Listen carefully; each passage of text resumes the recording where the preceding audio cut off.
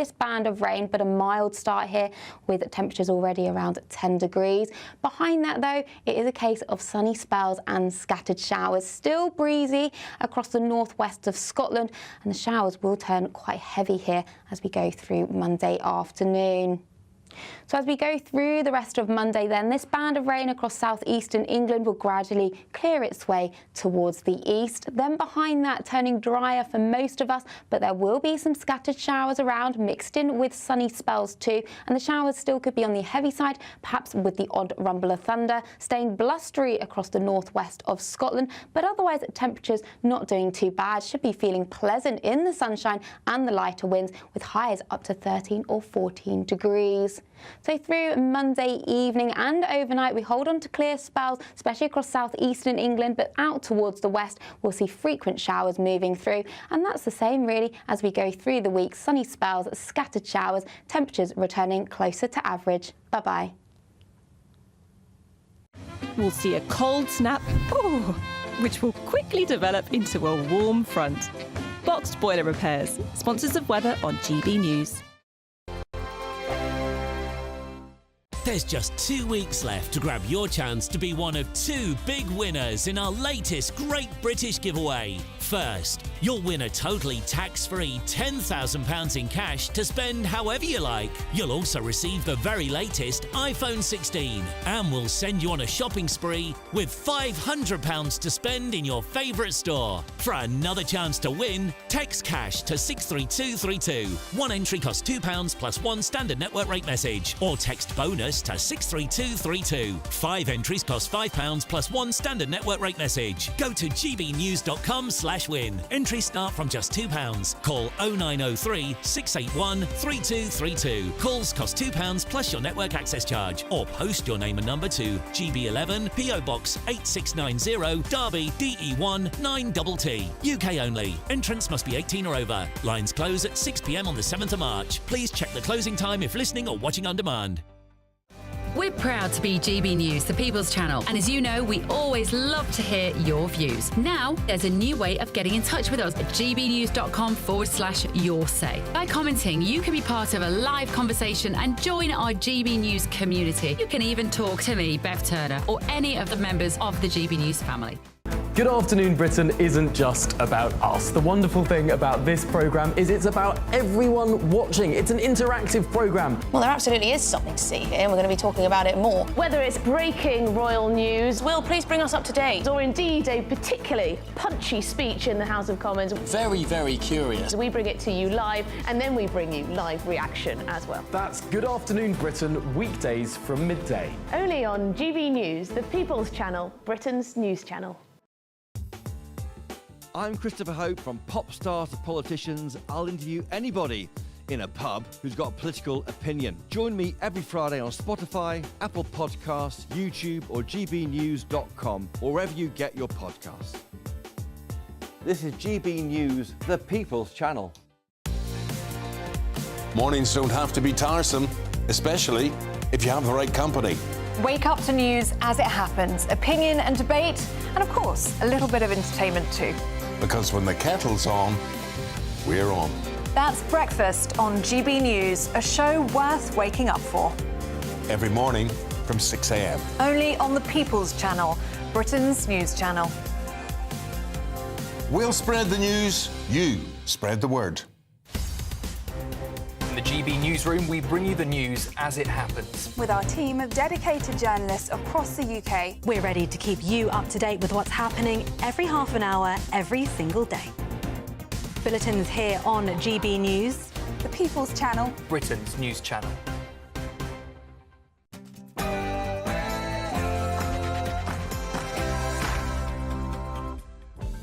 Hello, good afternoon. It's 1 o'clock on Sunday, the 23rd of February. Welcome to the weekend on GB News. A dangerous right-wing politics, even here in Scotland, that will say they are the ones who can tilt politics towards the interests of working people. And your main stories this hour. Sir Keir Starmer has taken a swipe at Nigel Farage and Reform UK at the Scottish Labour Conference. But are these targeted attacks just coming across as a little bit desperate? and prove you're working or you're fired. Elon Musk has ordered US government workers to show their productivity or risk being sacked. Do you think he's right, though? And then, according to a report by the National Fire Chiefs Council, firemen, wait for it, you know what's coming, are too male and too white. Do you agree? I'm Dawn Newsroom, and this is The Weekend.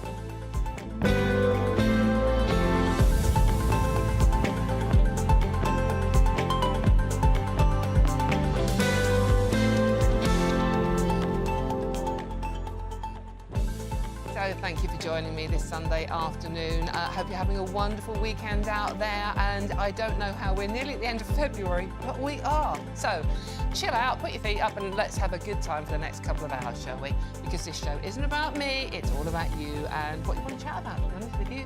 The stories we're covering, the stories we're not covering, anything you want to talk about, and it's really easy to get involved. Just visit gbnews.com/yoursay and join in our chat.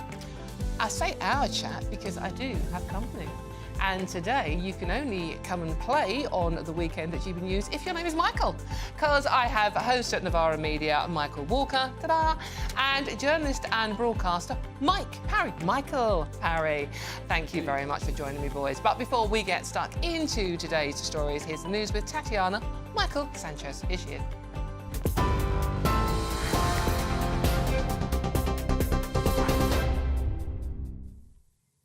Dawn, thank you very much and good afternoon. The top stories. Pope Francis has asked Catholics to pray for him as he continues to receive treatment in hospital for double pneumonia. The pontiff was unable to deliver the traditional Angelus prayer in person for the second Sunday running today. The 88-year-old spent a tranquil night in hospital in Rome, according to the Vatican. The Vatican described his condition as critical for the first time yesterday, reporting that he'd needed supplemental oxygen and blood transfusions. It says the Pope is not out of danger. Prime Minister Sir Keir Starmer has condemned what he calls the dangerous right-wing politics of Reform UK in a speech in Scotland. In the speech, which follows weeks of high polls for Nigel Farage's party, Mr Starmer warned that Reform UK is not the answer for Britain. A dangerous right-wing politics, even here in Scotland, that will say they are the ones who can tilt politics towards the interests of working people. They claim to be the party of patriotism, but they're fawning over Putin. No, they are not the answer for working people in Britain.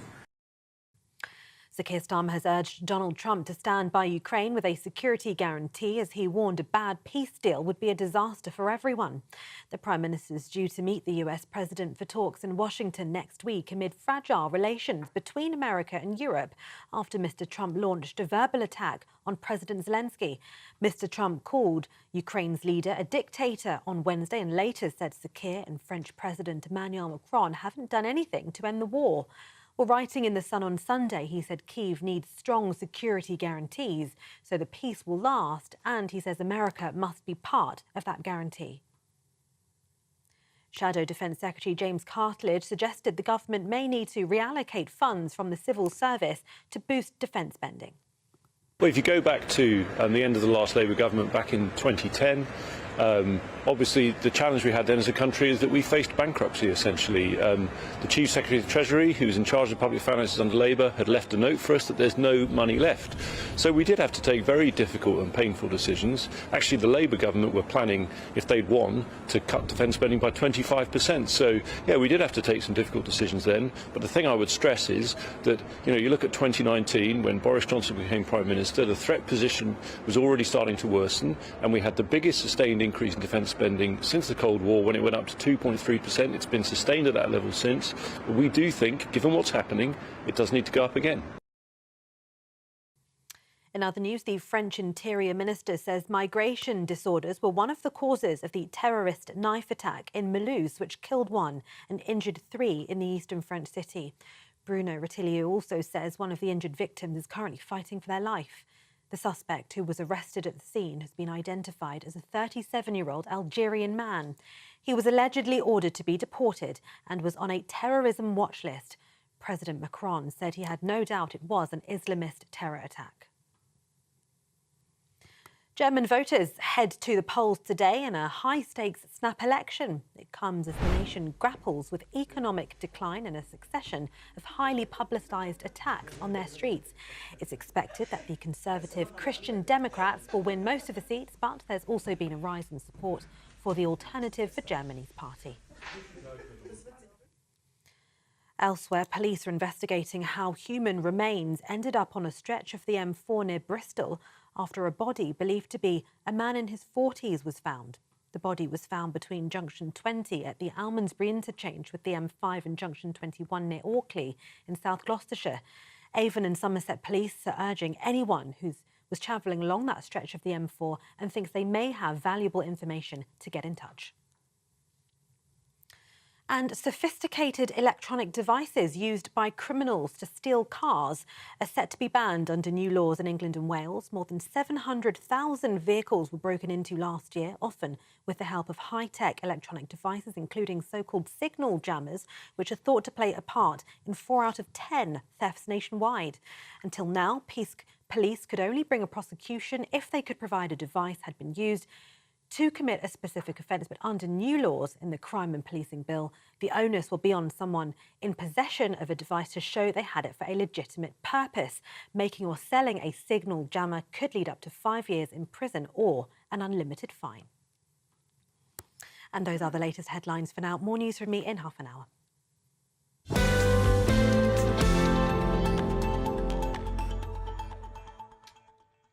Thank you very much, Tatiana, and hellos to you lot out there. I hope you're having a wonderful Saturday, Sunday even. Oh my God, days are going fly so fast. Sunday afternoon. Thank you for joining me this lunchtime. I appreciate your company. Now, the Prime Minister, digging more holes for himself, has condemned what he's calling the dangerous right-wing politics of Reform UK. Sir Keir Starmer insisted that Nigel Farage's party are not the answer for Britain. If we don't show a path to the future, others will fill that void. In fact, they already are. A dangerous right-wing politics, even here in Scotland, that will say they are the ones who can tilt politics towards the interests of working people, even as their proposals do precisely the opposite. A politics which feeds off the failure of the free market, the failure of public services to reform, and above all, the failure to control borders properly. We have to be ready for this test conference, ready to point out that beneath their bluster, the alternative they offer is alien to working people. He said working people, just shoot me now. Any case, Nigel Farage has already responded to these comments, saying, "How dare Starmer talk to us about jobs? Scotland has lost more than 70,000 jobs linked to the North Sea as a result of government net zero policies over the past decade. The remaining 30,000 workers directly employed in the North Sea and 90,000 jobs supported by the spending of oil and gas workers will be the cost of his net zero push." Strong words indeed.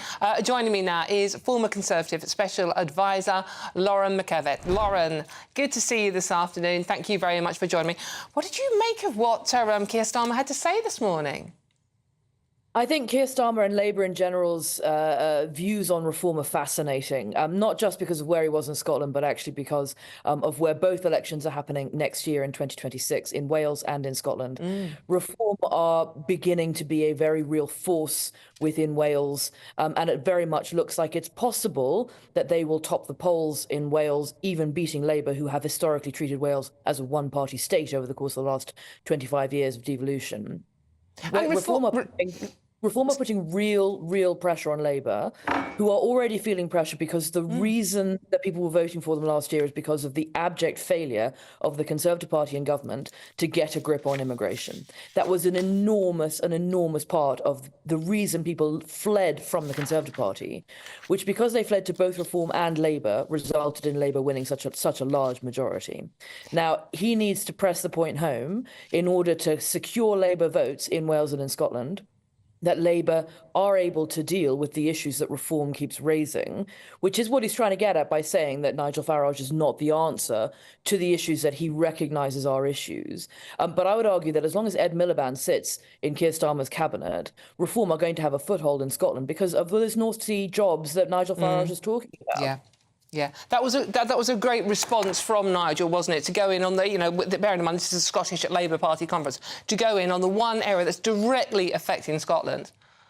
Absolutely. I think the oil and gas licenses in the North Sea issue is one where I think Ed Miliband is playing really dangerous politics with the energy security of the United Kingdom as a whole.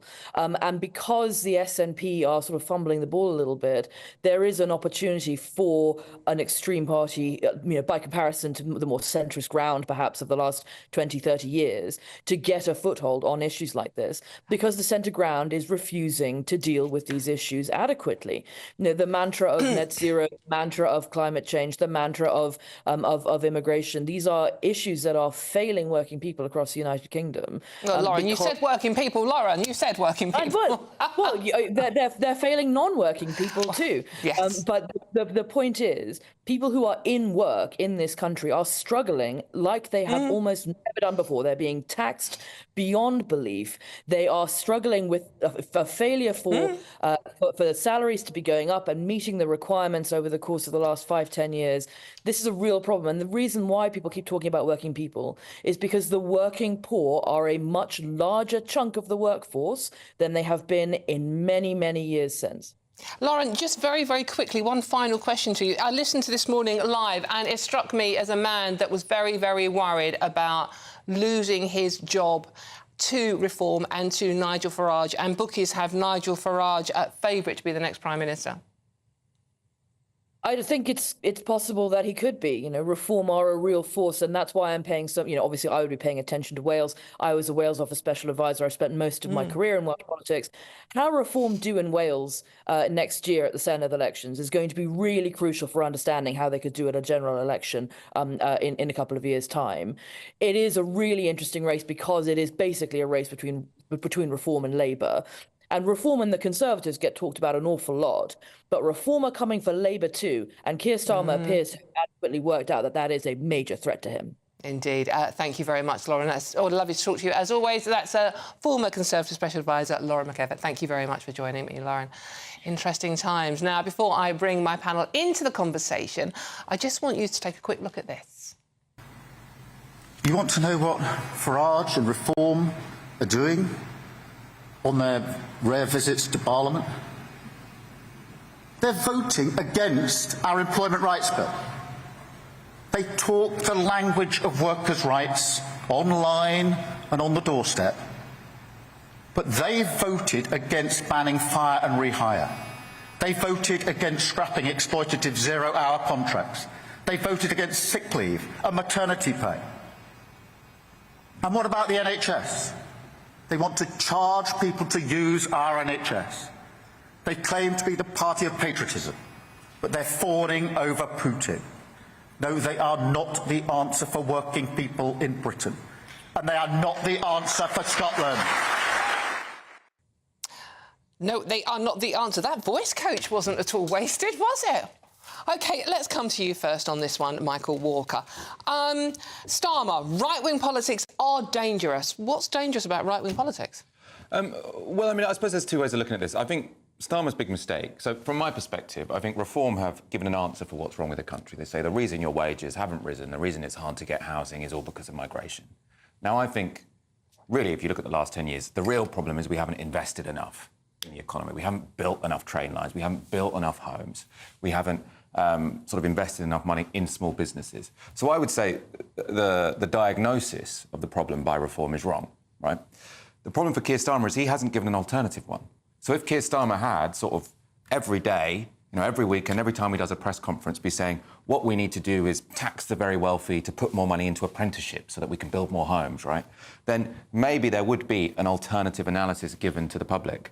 But at the moment, you've got one analysis from Reform, which is to say all of your problems are caused by immigration, and then Keir Starmer sort of saying, what does he stand for? So until Labour put forward an alternative, I do think that Reform are in line to win the next general election. OK, what we're not getting, Mike Parry, from Keir Starmer in anything he says, despite the well-paid voice coach, is positivity. What we are getting from Trump in America, from Elon Musk, from JD Vance, we're getting positive messages at all.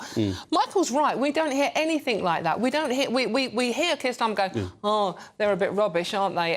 But nothing about what he's going to do to make things better and positive for us. Well, look, he started on a pattern of negativity from the moment he got into Downing Street, talking down the economy, talking down the prospects for the country. You asked Michael, you know, what is dangerous about right-wing politics, and Michael kind of skirted around, if you don't mind me saying, but I could say, what's dangerous about left-wing politics? I would say the current left-wing politics, the danger is net zero will bankrupt the country, right?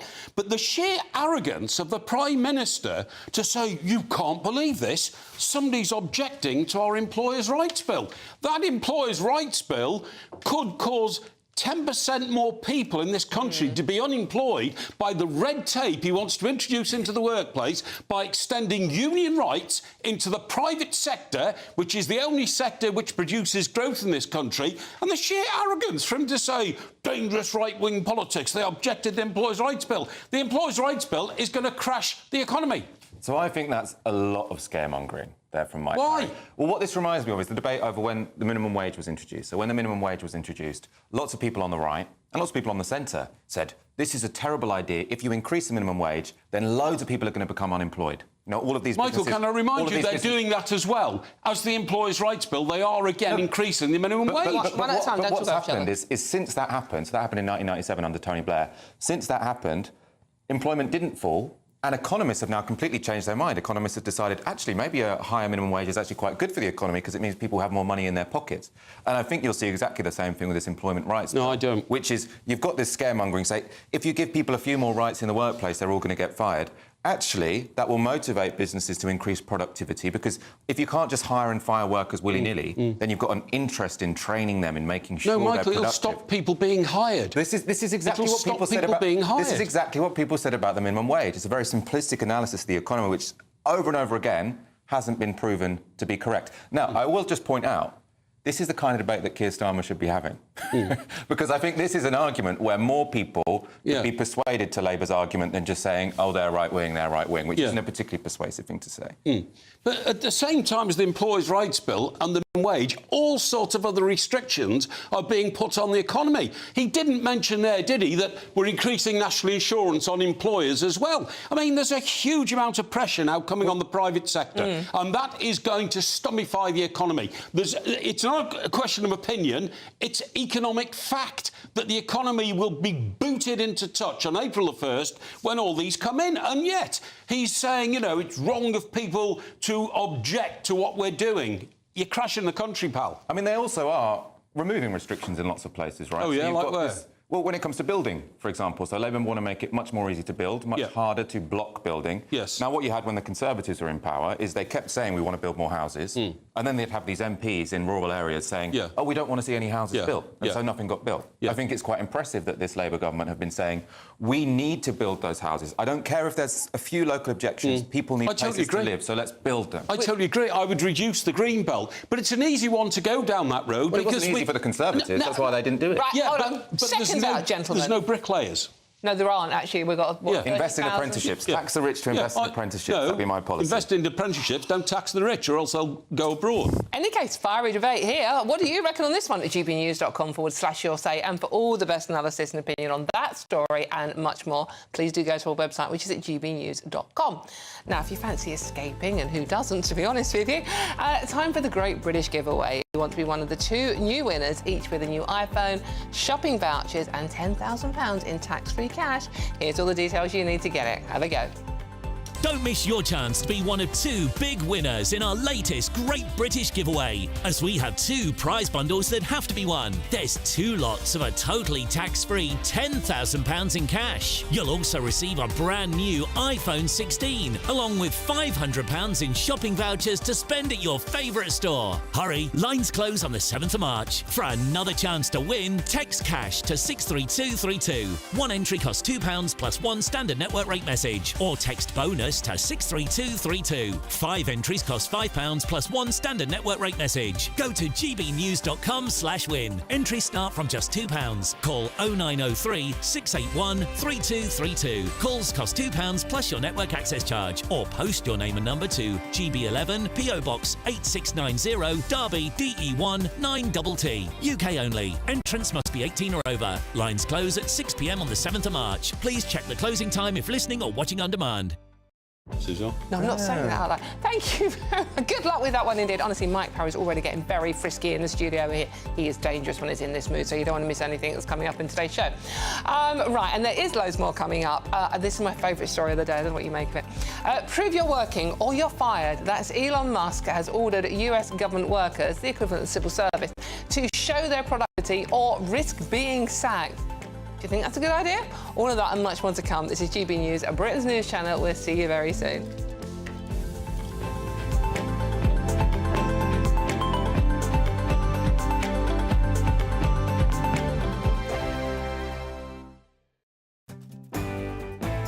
I'm Martin Daubney. This is GB News, Britain's news channel.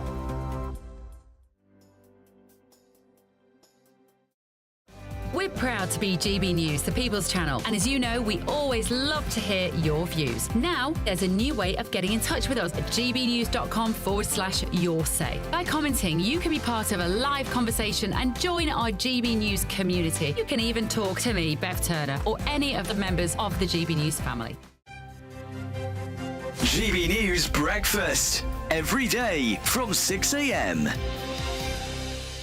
But let's return to our debate on whether Meghan and Harry are eco-hypocrites. Now, we asked because Meghan Markle left the Invictus Games a couple of days ago via private jet. Now, they have stood on platforms where they've talked about the importance of environmentalism and the like. So joining us to debate this is the director of the Climate Media Coalition, Donncha McCarthy, here in the studio. And we also have the royal journalist, Ellen Coughlin. Thank you very much to you both for joining us. Donncha, I'll start with you. You do think that they are hypocrites? Yeah, I mean, I think it's very good that Meghan and Harry are advocating sustainable travel, and they've set up a charity promoting sustainable travel. But the next step means you've got to practice it yourselves.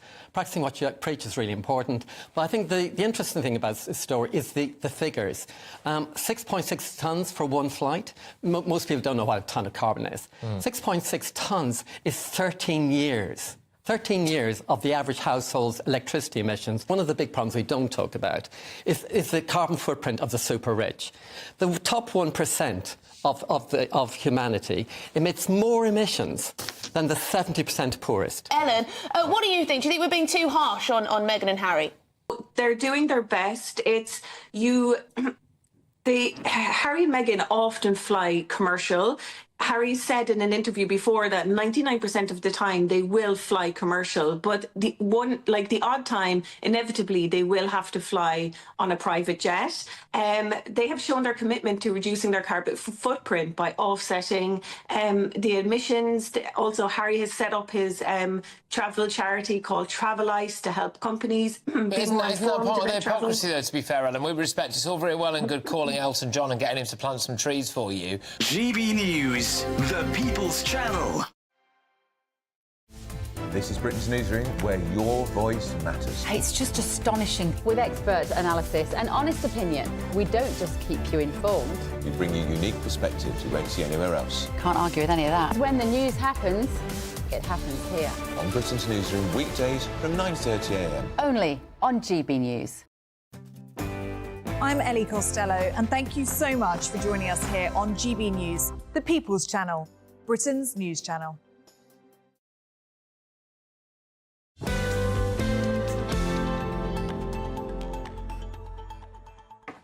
Hello, welcome back to The Weekend with me, Dawn Newsroom. Thank you for your company this Sunday at lunchtime. Now, this is a cracking story. Well, I think it is. Do what you think. Elon Musk has ordered US government workers, the equivalent of civil servants, to prove they're working or risk being sacked. An email was out last night to US federal government employees telling them to detail their work accomplishments from the previous week by tomorrow night or risk losing their jobs. Yeah. Let's see what my panel make of this one. I'm going to go to you first on this one, Mike Parry. You and I have worked for most of the same people, to be honest with you, in our careers as Fleet Street journalists. Most of them are psychopaths. But this is the sort of thing they will do as well.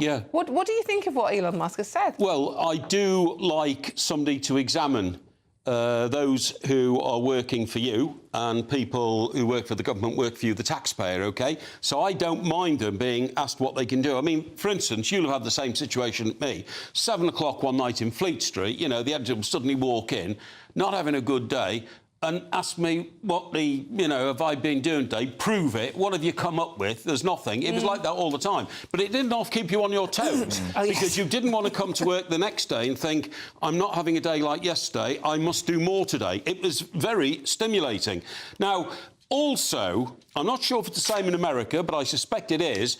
If you look at productivity in the public sector in this country, it is way below the private sector. Way below. We've got 66,000 civil servants taken on temporarily before COVID because people were working from home and there was so much more to do during COVID in terms of getting the vaccines out and that kind of stuff. They were supposed then to be laid off. They're still there. So if you've got 66,000 who don't now have a job, you're watering down what you want people in the civil service to do. I believe the productivity rates are absolutely appalling compared to the private sector.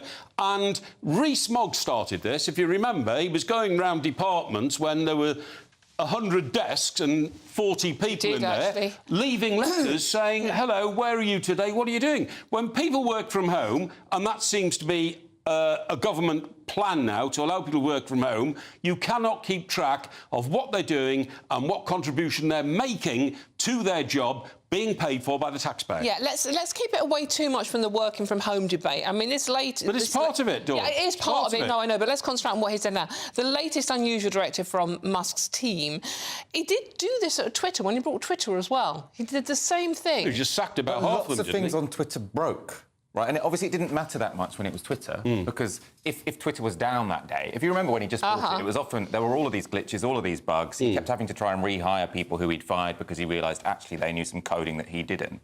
And when that was a social media company, that's OK. We could all just do something else that day. I was relieved when it was down for a Sunday, right? But when it's the federal government, if these are the people who are administering your tax returns and who the are running of the country, running hospitals, running Medicaid, if these things all sort of collapse because Elon Musk actually pressed cancel on the wrong person's contract, then you've got some real issues. And this already has happened. So they've already cut funding for cancer research, for example. They've cut funding to a bunch of research programmes looking at educational outcomes. And I think it would be a mistake to look at Donald Trump and Elon Musk and say their prime motivation here is to save money. I think their prime motivation is basically to ideologically restructure government. And we know both of them have a lot of their own financial interests. And up productivity. Don't they want to up productivity? Well, don't they want to say, you know, what's the American expression? More bang for your buck, OK? That's what they want. Well, that's what they're saying they want. You know, and I think getting more productivity out of the public sector, fine, all good. Yeah. But you have someone here, Donald Trump and Elon Musk. Donald Trump has proven to be very willing to try and use his position in office to enrich himself. And so this, to me, seems like potentially getting rid of a lot of the checks and balances. That means they've got total control of the government. Elon Musk can give more government subsidies to his own companies. He can attack his competitor companies. Donald Trump can try and make money here, there and everywhere. Do you not think there's too much bureaucracy in government? I mean, you're saying he's doing it for his own benefit, but he's the President of the United States and he's got to make it work more efficiently. There is too much bureaucracy in every government. Well, you need to do that competently if you want to do that. And Doge, so the Department of Government Efficiency, I think named after a meme coin or something, they keep putting out sort of statements about how much money they're saving, which within about 10 minutes by the media get proven to be wrong. So they said we've saved $18 or $16 billion. That was how much they said they'd saved. That was made up of half of that, $8 billion, was actually a contract that was worth $8 million.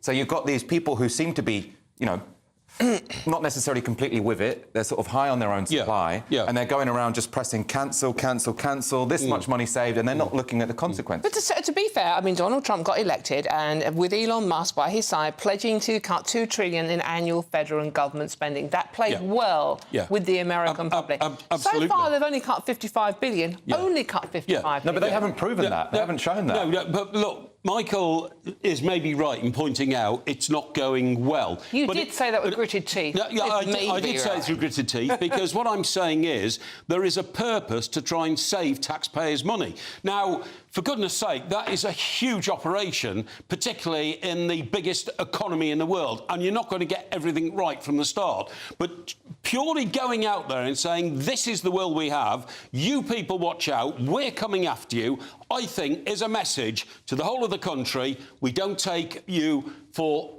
Sorry, you're not going to take us for fools anymore. We are going to find out what you do, and if you don't do anything, you'll be out of a job. I think that's a really good policy. The union over there have said that the civil service is forced to justify their job duties to this out-of-touch, privileged, unelected billionaire who has never performed one single hour of honest public service in his life. That's a description of Elon Musk. Well, he ran the country for 4 years previously and didn't start a war. Not anyway. Donald Trump, Elon Musk. Elon Musk, I'm sorry, Elon Musk is an interesting character because I think undoubtedly he has revolutionised a lot of industries. I kind of have respect for him as a businessman, but it's really hard to square that with what he says publicly, because it's not just I look at sort of his tweets and think I disagree with them because he's more right-wing than me. Often what he's saying is nonsense, right? Often he's just sharing complete misinformation. It seems like now that he's in government, he keeps sort of cancelling the wrong things. He seems to me quite unstable, frankly. But hasn't he sped up the development of technology across the world, which benefits everybody? Tesla, benefits everybody. SpaceX. Tesla, SpaceX, very impressive company. And benefits agricultural systems around the world and all that. Surely he's made a huge contribution to moving the world forward. No, I think that's undoubtedly true. I also do think, though, that we've ended up giving him a bit too much power. OK, finally, we are running out of time. Just want to quickly ask you, right, if you'd received this email, you've got 5 bullet points to illustrate what you did that was so important last week. Give me one thing you did last week, work-wise, that was really important. Well, I'm lucky because all of my work is filmed, so I just send them links of my 3 fantastic Novara Media shows that I created this week. Yeah. Mr. Parry? And me? Yeah. Well, I inspire millions on a daily basis. I think that is my contribution. OK, if you were Elon Musk and you had an email replied like that from either of these two, would you swallow that or would they be out of jobs? Let me know, because this show is all about you. So what would you hire of these two? Boast on those answers. GBNews.com. They've got to go watch my videos first. Yeah, watch his videos. No, don't. GBNews.com/your say is your way to get involved, and there's plenty more coming up on today's show. But first, it is indeed time for Tatiana Sanchez and the headline, and she does work very hard.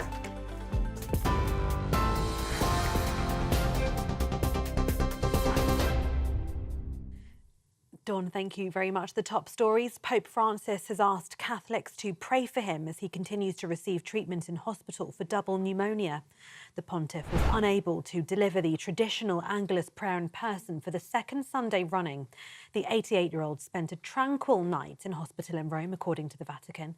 The Vatican described his condition as critical for the first time yesterday, reporting he'd needed supplemental oxygen and blood transfusions. It also says the Pope is not out of danger. Sir Keir Starmer has urged Donald Trump to stand by Ukraine with a security guarantee, as he warned a bad peace deal would be a disaster for everyone. The Prime Minister is due to meet the US President for talks in Washington next week amid fragile relations between America and Europe after Mr. Trump launched a verbal attack on President Zelensky. Mr. Trump called Ukraine's leader a dictator this week and later said Sir Keir and French President Emmanuel Macron have done nothing to end the war. Writing in The Sun on Sunday, he said Kyiv needs strong security guarantees so the peace will last, and he says America must be part of that guarantee. And police are investigating how human remains ended up on a stretch of the M4 near Bristol after a body believed to be a man in his 40s was found.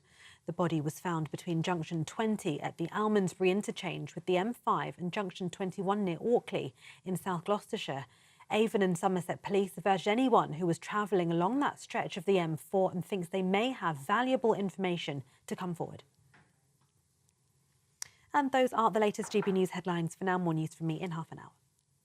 For the very latest GB News direct to your smartphone, sign up to News Alerts by scanning the QR code or go to gbnews.com/alerts.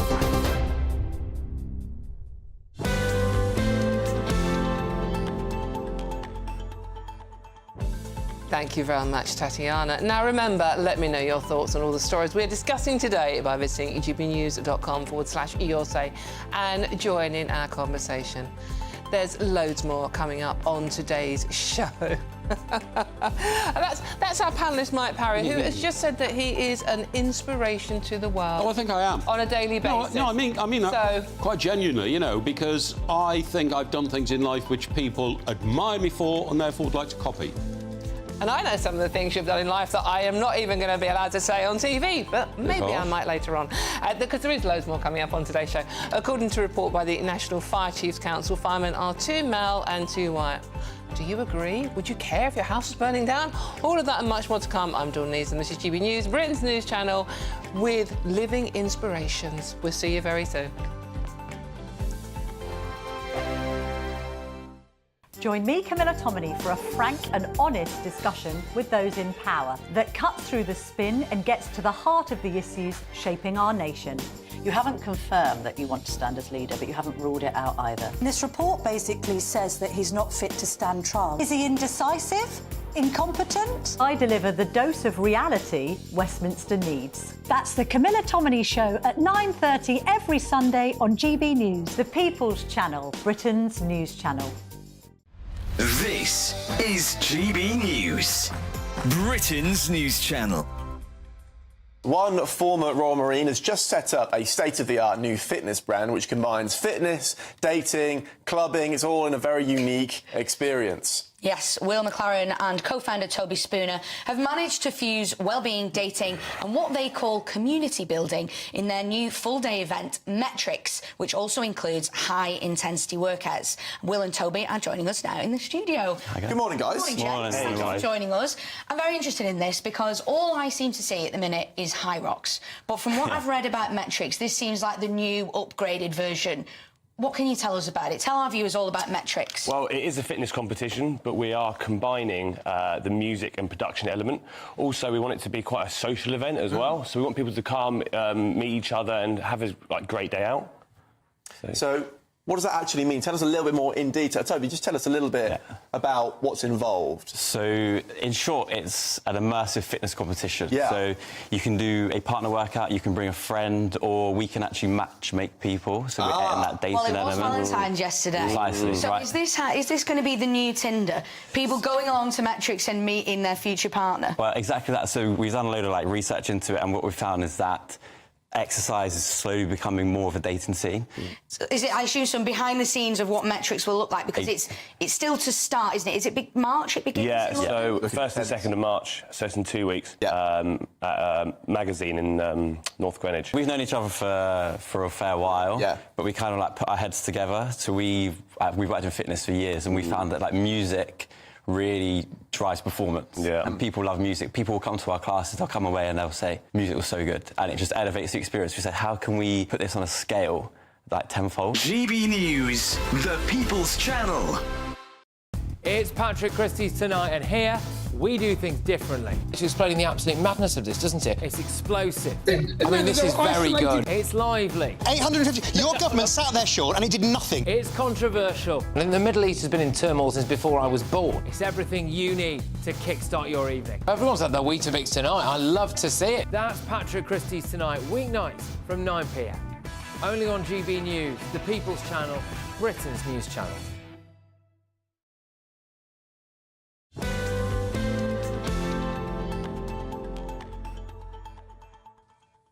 Welcome back to the weekend with me, Dawn Neeson. Thank you very much for your company. You're watching and listening to the show with living legends and very hard-working people, so you don't want to miss any of what's coming up, especially not this story, actually. It's really good. Yeah, living legend Mike Parry. Michael Walker is also a living legend. Not bad. You can also say nice things about him too. Less about me, the better. Any case, I digress.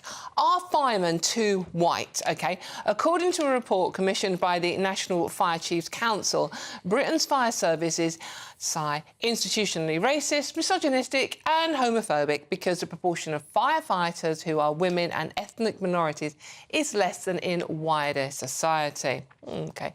So let's get the thoughts of a human rights campaigner, Aisha Ali Khan, on this one. Aisha, thank you very much for joining me this afternoon.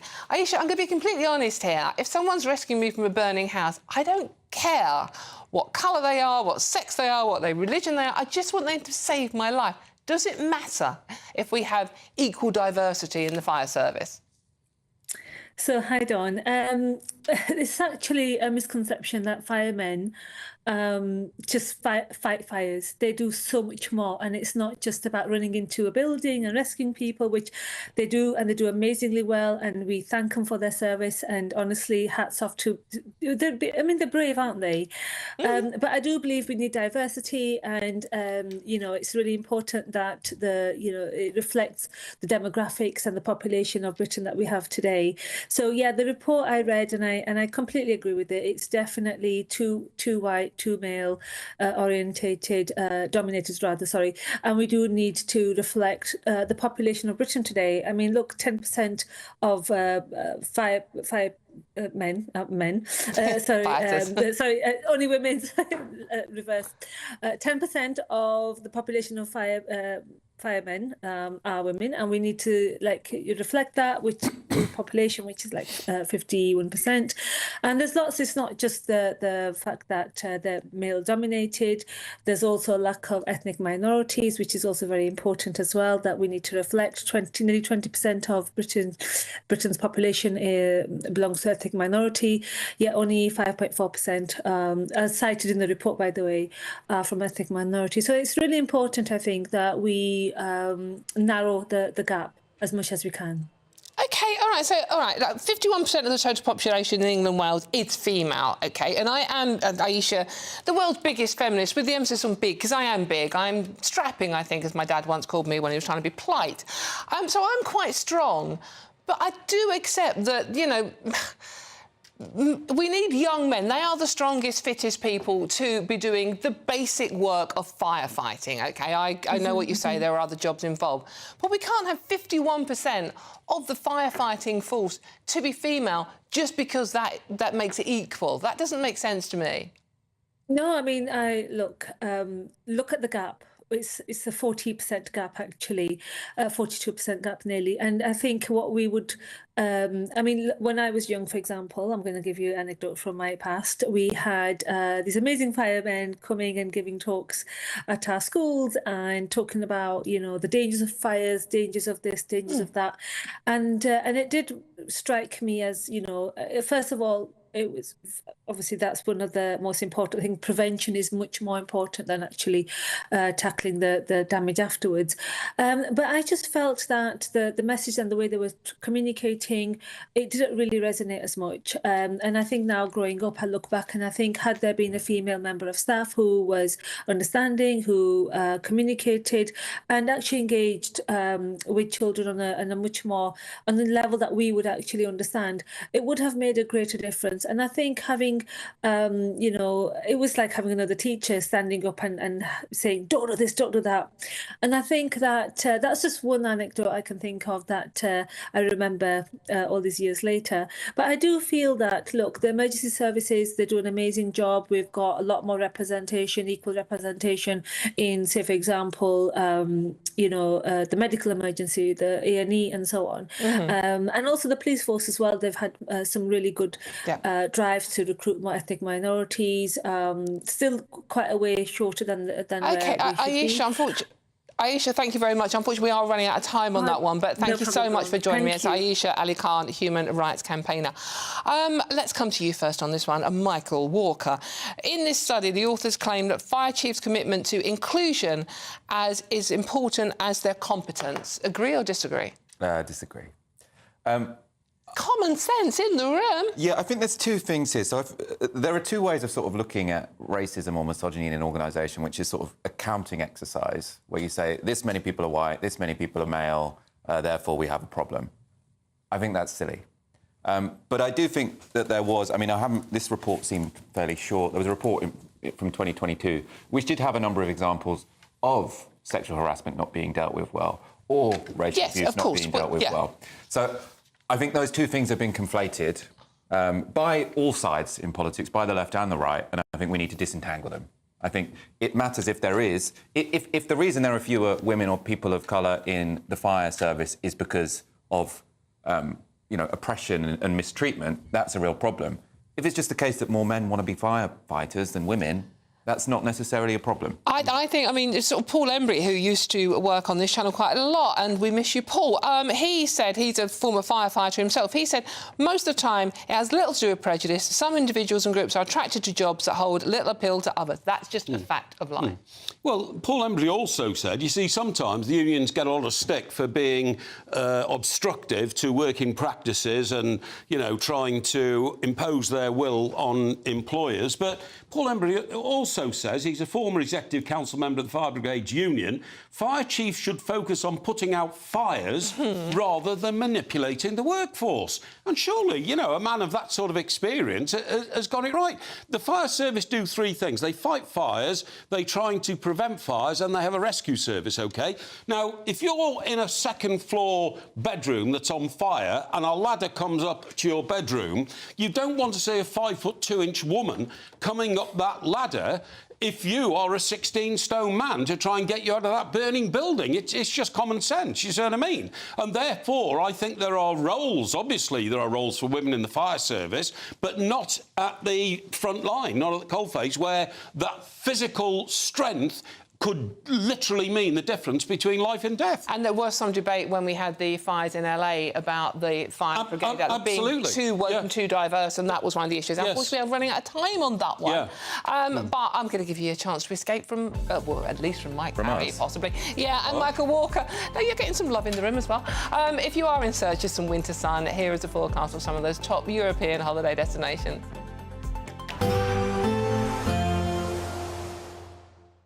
Ready to soak up that holiday sunshine? Won't we need some cover? No worries. All sorted. All Clear Travel Insurance sponsors GB News Travel Destinations Forecast. Hello there. It still remains cold in Greece and Turkey with the risk of showers stretching westwards as well, but dry across western parts of the Mediterranean. Canary Islands, 17, 18 degrees. Madeira as well, seeing some bright or sunny spells. Dry across central southern parts of Spain and Portugal. Rain across the north, and then showers for Italy across into Greece, where it will also feel quite hot, cold. Temperatures 8, 9, 10 Celsius. Turkey as well on the cold side. Does slowly start to warm up through the latter part of the week. All Clear Travel Insurance sponsors GB News Travel Destinations Forecast. Good morning. Well, after a spring-like day yesterday, it's going to be wet and windy today, followed by sunshine and showers before the winds ease as we go through Monday. Having a look at the bigger picture then, we've got this deep area of low pressure out towards the north and west, and a real squeeze in the isobars with these frontal systems moving in, bringing heavy spells of rain. There are wind warnings and rain warnings in force across the country, so do keep an eye on those, with heavy and persistent rain, especially across the hills in the west, northwestern England, into Wales and the southwest of England, especially for southwestern Wales too. Otherwise, some strong winds out there coming up from the south, drawing up that mild air still, but probably feeling pretty unpleasant underneath all this heavy and persistent rain. So as we go through Sunday evening, we still hold on to this rain. It will really linger across parts of southern Wales and across parts of southwestern England. So do take care here. There could be disruption and spray on the roads. Behind that, across Northern Ireland and parts of Scotland, it's going to be a case of clear skies, but also some blustery showers moving through. So as we go through the rest of Sunday evening then, do take care if you're travelling through this evening, flooding and spray on the roads as this band of rain across much of central parts of England and the south gradually shifts its way further eastwards. Behind that, it will turn drier, especially across Northern Ireland and Scotland, holding on to blustery showers here, but it will still be a mild night with temperatures not dropping far below 7 or 8 degrees. So a damp and dreary Monday morning, especially across southern parts of England, with the band of rain moving its way eastwards. Behind that, turning drier for most of us on Monday, still with a few showers around, blustery and heavy in the northwest of Scotland. Otherwise, it should be feeling pleasant in any sunny breaks, highs of up to 14 degrees. I'm Christopher Hope. From pop stars to politicians, I'll interview anybody in a pub who's got a political opinion. Join me every Friday on Spotify, Apple Podcasts, YouTube or gbnews.com, or wherever you get your podcasts. This is GB News, the People's Channel. the GB Newsroom, we bring you the news as it happens. With our team of dedicated journalists across the UK. We're ready to keep you up to date with what's happening every half an hour, every single day. Bulletins here on GB News. The People's Channel. Britain's news channel.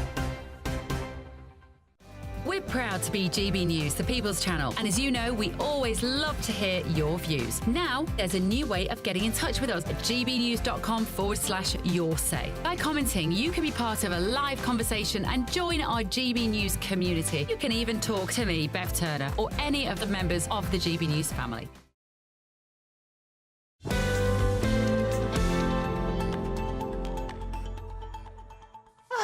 Hello, welcome back to the weekend with me, Dawn Newsroom. Thank you for your company this Sunday lunchtime. OK, what gives you the ick? A new study has found that liking astrology, applying Vaseline with a pinky finger and looking at a mobile phone too much amongst the biggest turn-offs for a potential romantic partner. The study also found that women, because we're talking about women here, ladies, you knew where that was coming from, didn't you? Also found that women are more likely than men to get the ick. I can't think why. OK, I've got two young men to ask it. Well, men, to ask this question too. So which living legend do I start with today? I'm going to start with you, Michael Walker, on the grounds I might get slightly more sense. The ick, it's something... I've never given it to anyone. Well, hello, Michael's partner. Oh, yeah, they just messaged in.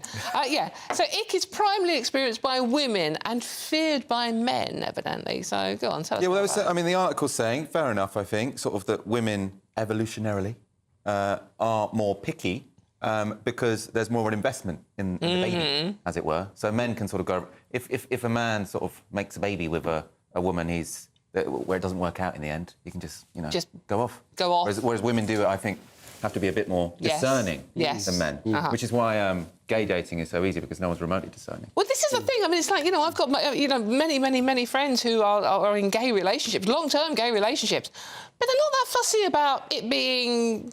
you know, faithful, basically. Yeah. I think that's all a bit too deep. I think it's just about... No, honestly, it's just about people getting irritated with each other, whether they're a man or a woman. For instance, what gives women the ick is a bloke who says perfecto. Now, I never say perfecto. I do say correcto, because that's my favourite word, you know, when you've got it right. But look at the other things that get on people's nerves. Annoying speech. Have I ever spoken annoying speech to get anybody riled? Looking at a mobile phone too much, I can accept that. But being overly trendy, could I ever be accused of being overly trendy? Maybe. But that includes wearing denim jeans and most extraordinarily, if a bloke's into astrology, it really gives women the ick. Now, why would that be the case? Well, I don't know, what star sign are you again? Well, Capricorn, but you know, why would that matter? You know, the one thing I know about Capricorns? Right. Most serial killers are Capricorns. Oh, I didn't know that. OK, well, I haven't got there yet. I haven't got there yet. But this all came from the Love Island show in 2017, when one of the female entrants said, "You're giving me the ick," and it's picked up from there since. It's a good word. So what's the one thing that gives you an ick in a partner? Because you get to meet someone, you think it's all going well, and then suddenly something they're doing starts making you go, eek. What's yours? Well, one of the things in here is if you look at your phone too much, and I think, if you're on a date and someone is looking at their phone too much, or if you're sort of on a date and then that date ends up sort of being put on Instagram afterwards, if someone is too obsessed with their own self-image online. Yeah. That could be. Women apparently also don't like non-masculine gestures. So another one that's complained, saying, when my boyfriend put his head on my shoulder, that was a reverse of the way it should happen. Quite sad, isn't and it? I suddenly lost interest in it. That's quite nice. For men, physical appearance, including too much makeup. I haven't got that. I think when women make themselves up nicely and beautifully, I'm all for that. I haven't got a problem with that at all. Thank you very much. Thank you very much, Mr. Parry. Yes. OK, well, what gives you the ick, whether you're a boy or a girl or anything in between these days? What gives you the ick? Do let me know at gbnews.com/us. I can't wait to read some of these out of the next part of the next show. Anyways, there's loads more coming up. But first, I think it's time to probably take a look at the weather with Catherine. And if that gives you the ick, I'm sorry. Hopefully it won't be too icky. Here's Catherine with the details for you.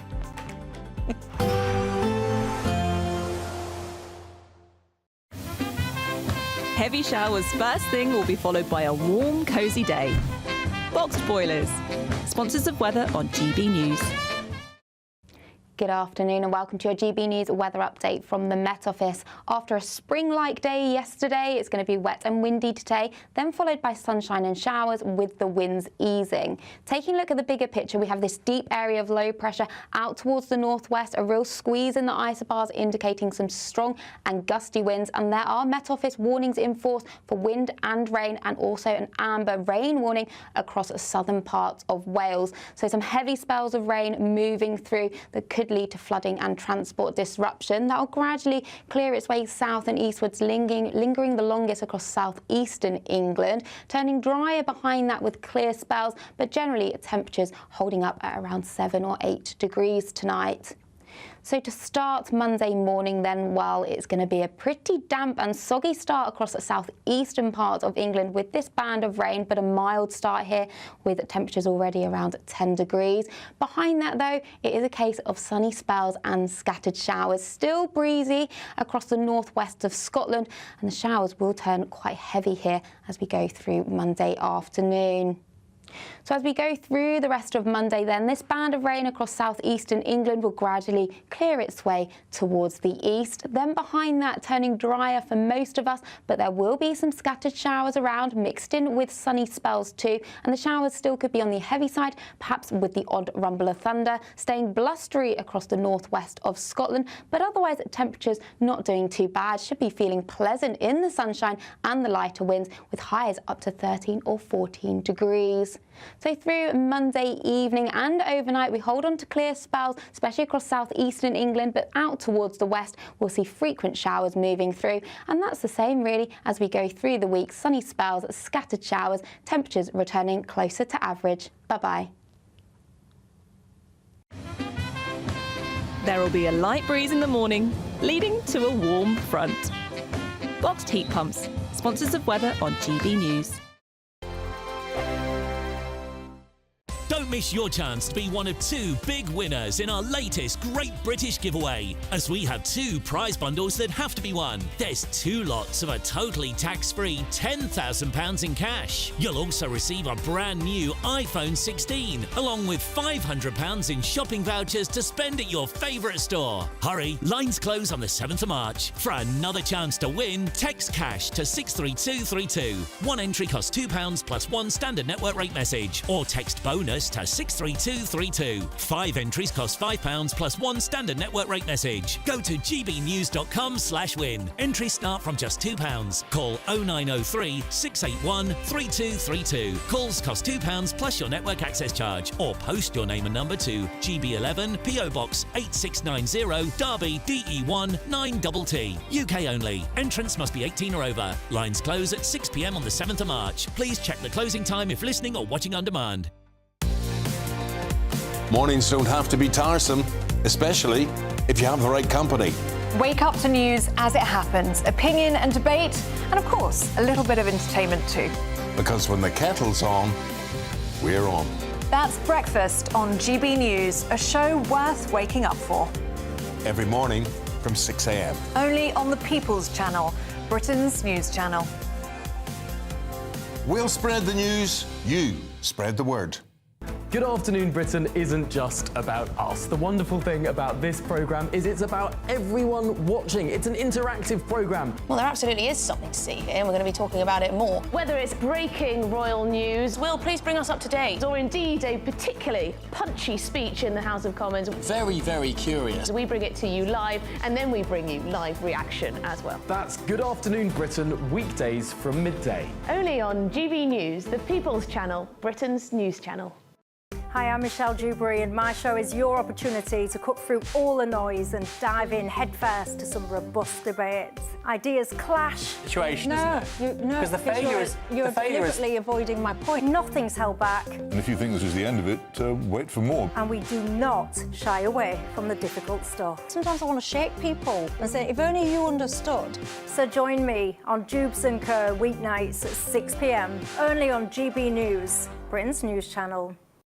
It's Patrick Christys Tonight, and here We do things differently. It's explaining the absolute madness of this, doesn't it? It's explosive. I mean, this is very good. It's lively. 850. Your government sat there, Sean, and it did nothing. It's controversial. And the Middle East has been in turmoil since before I was born. It's everything you need to kickstart your evening. Everyone's had their Weetabix tonight. I love to see it. That's Patrick Christys Tonight, weeknights from 9 p.m.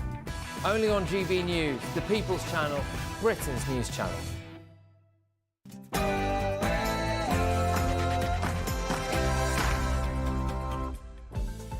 Hello, good afternoon. It's 2 o'clock on Sunday, the 23rd of February, and this is the weekend on GB News. Packed last hour coming up for you, so you don't want to go anywhere. Main stories, Sir Keir Starmer is considering boosting defence spending sooner than previously thought as he prepares for talks with Donald Trump this week. Is the Prime Minister already folding into Trump's demands? Then, detectives from Greater Manchester Police have been accused of acting like East Germany's infamous Stasi after they investigated a grandmother for criticising a local councillor on Facebook. And is it too little, too late? Labour are now telling farmers they are making hospitals and schools buy more British food in huge boost to rural revenue. But will this be enough to appease the farmers? Will it work? I'm Dawn Neeson, and this is The Weekend.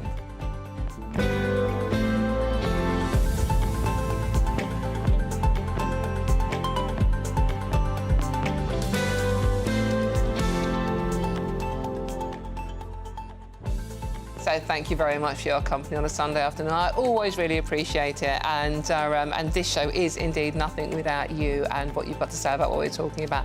And lots of you have been getting in touch about the conversation we had just at the end of the last hour about what gives you the ick. What do we find irritating about the opposite sex when we first start going? Some of your answers are absolutely brilliant.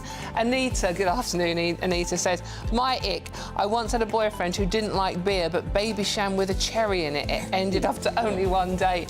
Anita, I'm very possibly with you on that one. PB says, shouty liberal lefties give me the ick. Hello, Michael. It's not going to work out. Then you weren't mentioned by name. Starmer gives you a lot of you the ick. That's not too surprising. And John says, hi, John. John says, what gives me the ick is people using silly words like ick. So, John, I guess I've just given you the ick. I would like to apologise for that one. In any case, if you want to join in the conversation about what gives you the ick, or anything else you want to talk about, to be honest with you, it's Sunday afternoon, it's chilled. Just visit gbnews.com/your say and join in our conversation. Keeping me company today, they don't give you the ick at all, they're both wonderful, is host at Novara Media, Michael Walker. Not a shouty lefty, he's just very nice, honestly.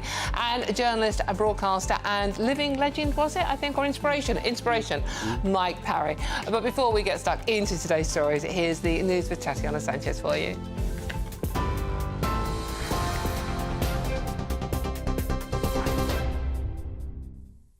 Dawn, thank you. The top stories. Pope Francis has asked for prayers from the public as he continues to receive treatment in hospital for double pneumonia. The pontiff was unable to deliver the traditional Angelus prayer in person for the second Sunday running. The 88-year-old spent a tranquil night in hospital in Rome, according to the Vatican. The Vatican described his condition as critical for the first time yesterday, reporting that he'd needed supplemental oxygen and blood transfusions. It says the Pope is not out of danger. The Prime Minister has condemned what he calls the dangerous right-wing politics of Reform UK in the speech in Scotland today. In the speech, which follows weeks of high polls for Nigel Farage's party, Sir Keir Starmer warned that Reform UK is not the answer for Britain. A dangerous right-wing politics, even here in Scotland, that will say they are the ones who can tilt politics towards the interests of working people. They claim to be the party of patriotism, but they're fawning over Putin. No, they are not the answer for working people in Britain. Sir Keir Starmer has urged Donald Trump to stand by Ukraine with a security guarantee, as he warned a bad peace deal would be a disaster for everyone. The Prime Minister is due to meet the US President for talks in Washington next week amid fragile relations between America and Europe after Mr. Trump launched a verbal attack on President Volodymyr Zelensky. Mr. Trump called Ukraine's leader a dictator this week and later said Sakir and French President Emmanuel Macron have done nothing to end the war. Writing in The Sun on Sunday, he said Kyiv needs a strong security guarantee so the peace will last, and he says America must be part of that guarantee. The French Interior Minister says migration disorders were one of the causes of the terrorist knife attack in Mulhouse, which killed 1 and injured 3 in the eastern French city. Bruno Retailleau also says one of the victims remains in a critical condition, fighting for their life. The suspect, who was arrested at the scene, has been identified as a 37-year-old Algerian man. He was allegedly ordered to be deported, and he was also on a terrorism watch list. President Emmanuel Macron said he had no doubt it was an Islamist terror attack. German voters have headed to the polls today in a high-stakes snap election. It comes as the nation grapples with economic decline and a succession of highly publicised attacks on their streets. It's expected that the conservative Christian Democrats will win the most seats, but there's also been a rise in support for the Alternative for Germany's party. Elsewhere, Israel says it will postpone the release of hundreds of Palestinian prisoners until the release of the next hostages has been ensured and without the humiliating ceremonies. It follows this week's hostage handover, which the UN said went against international law because they were not respectful. Israel's announcement, which has also accused terror group Hamas of repeatedly violating the month-old ceasefire, came after Hamas yesterday handed over 6 hostages from Gaza as part of an exchange arranged under the truce. The bodies of 4 dead Israeli hostages were to be released next week. Police are investigating how human remains ended up on a stretch of the M4 near Bristol after a body believed to be a man in his 40s was found. The body was found between junction 20 at the Almondsbury interchange with the M5 and junction 21 near Orkley in South Gloucestershire. Avon and Somerset police are urging anyone who was travelling along that stretch of the M4 and thinks they may have valuable information to come forward. Now, sophisticated electronic devices used by criminals to steal cars are set to be banned under new laws in England and Wales. More than 700,000 vehicles were broken into last year, often with the help of high-tech electronic devices, including so-called signal jammers, which are thought to play a part in 4 out of 10 vehicle thefts nationwide. Until now, police could only bring a prosecution if they could prove a device had been used to commit a specific offence.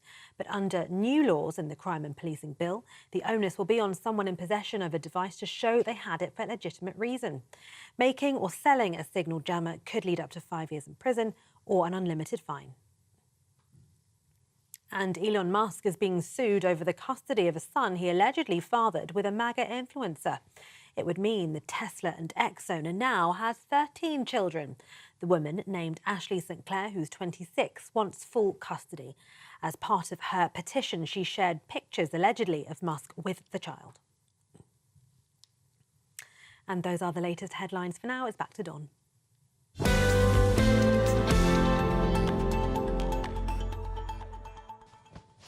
Thank you very much, Tatiana. Now let's get straight into today's stories. We've got a packed final hour of the show for you, and I'm loving your company so much, so I don't want it to go too fast indeed. Now, the Prime Minister is set to tell President Trump the UK is willing to step up defence spending. According to reports, the government is weighing up the possibility of increasing the military budget from 2.3 to 2.5% of GDP within the next 3 years. Overnight, Donald Trump spoke at the Conservative Political Action Conference in Maryland, where he outlined his plan to bring peace to the Ukraine. Let's have a listen. I'm dealing with President Zelensky. I'm dealing with President Putin. I'm trying to get the money back that, or secured, because, you know, Europe has given $100 billion. The United States has given $350 billion. Because we had a stupid, incompetent president and administration, 350. But here's worse. Europe gave it in the form of a loan. They get their money back. We gave it in the form of nothing. So I want them to give us something for all of the money that we put up. Well, in any case, joining me now is former British Army officer and author Patrick Benham-Crosswell. Patrick, thank you very much for joining me this afternoon. More spending on defence. This is something we need to do, obviously, but do you believe what we're hearing here Starmer saying?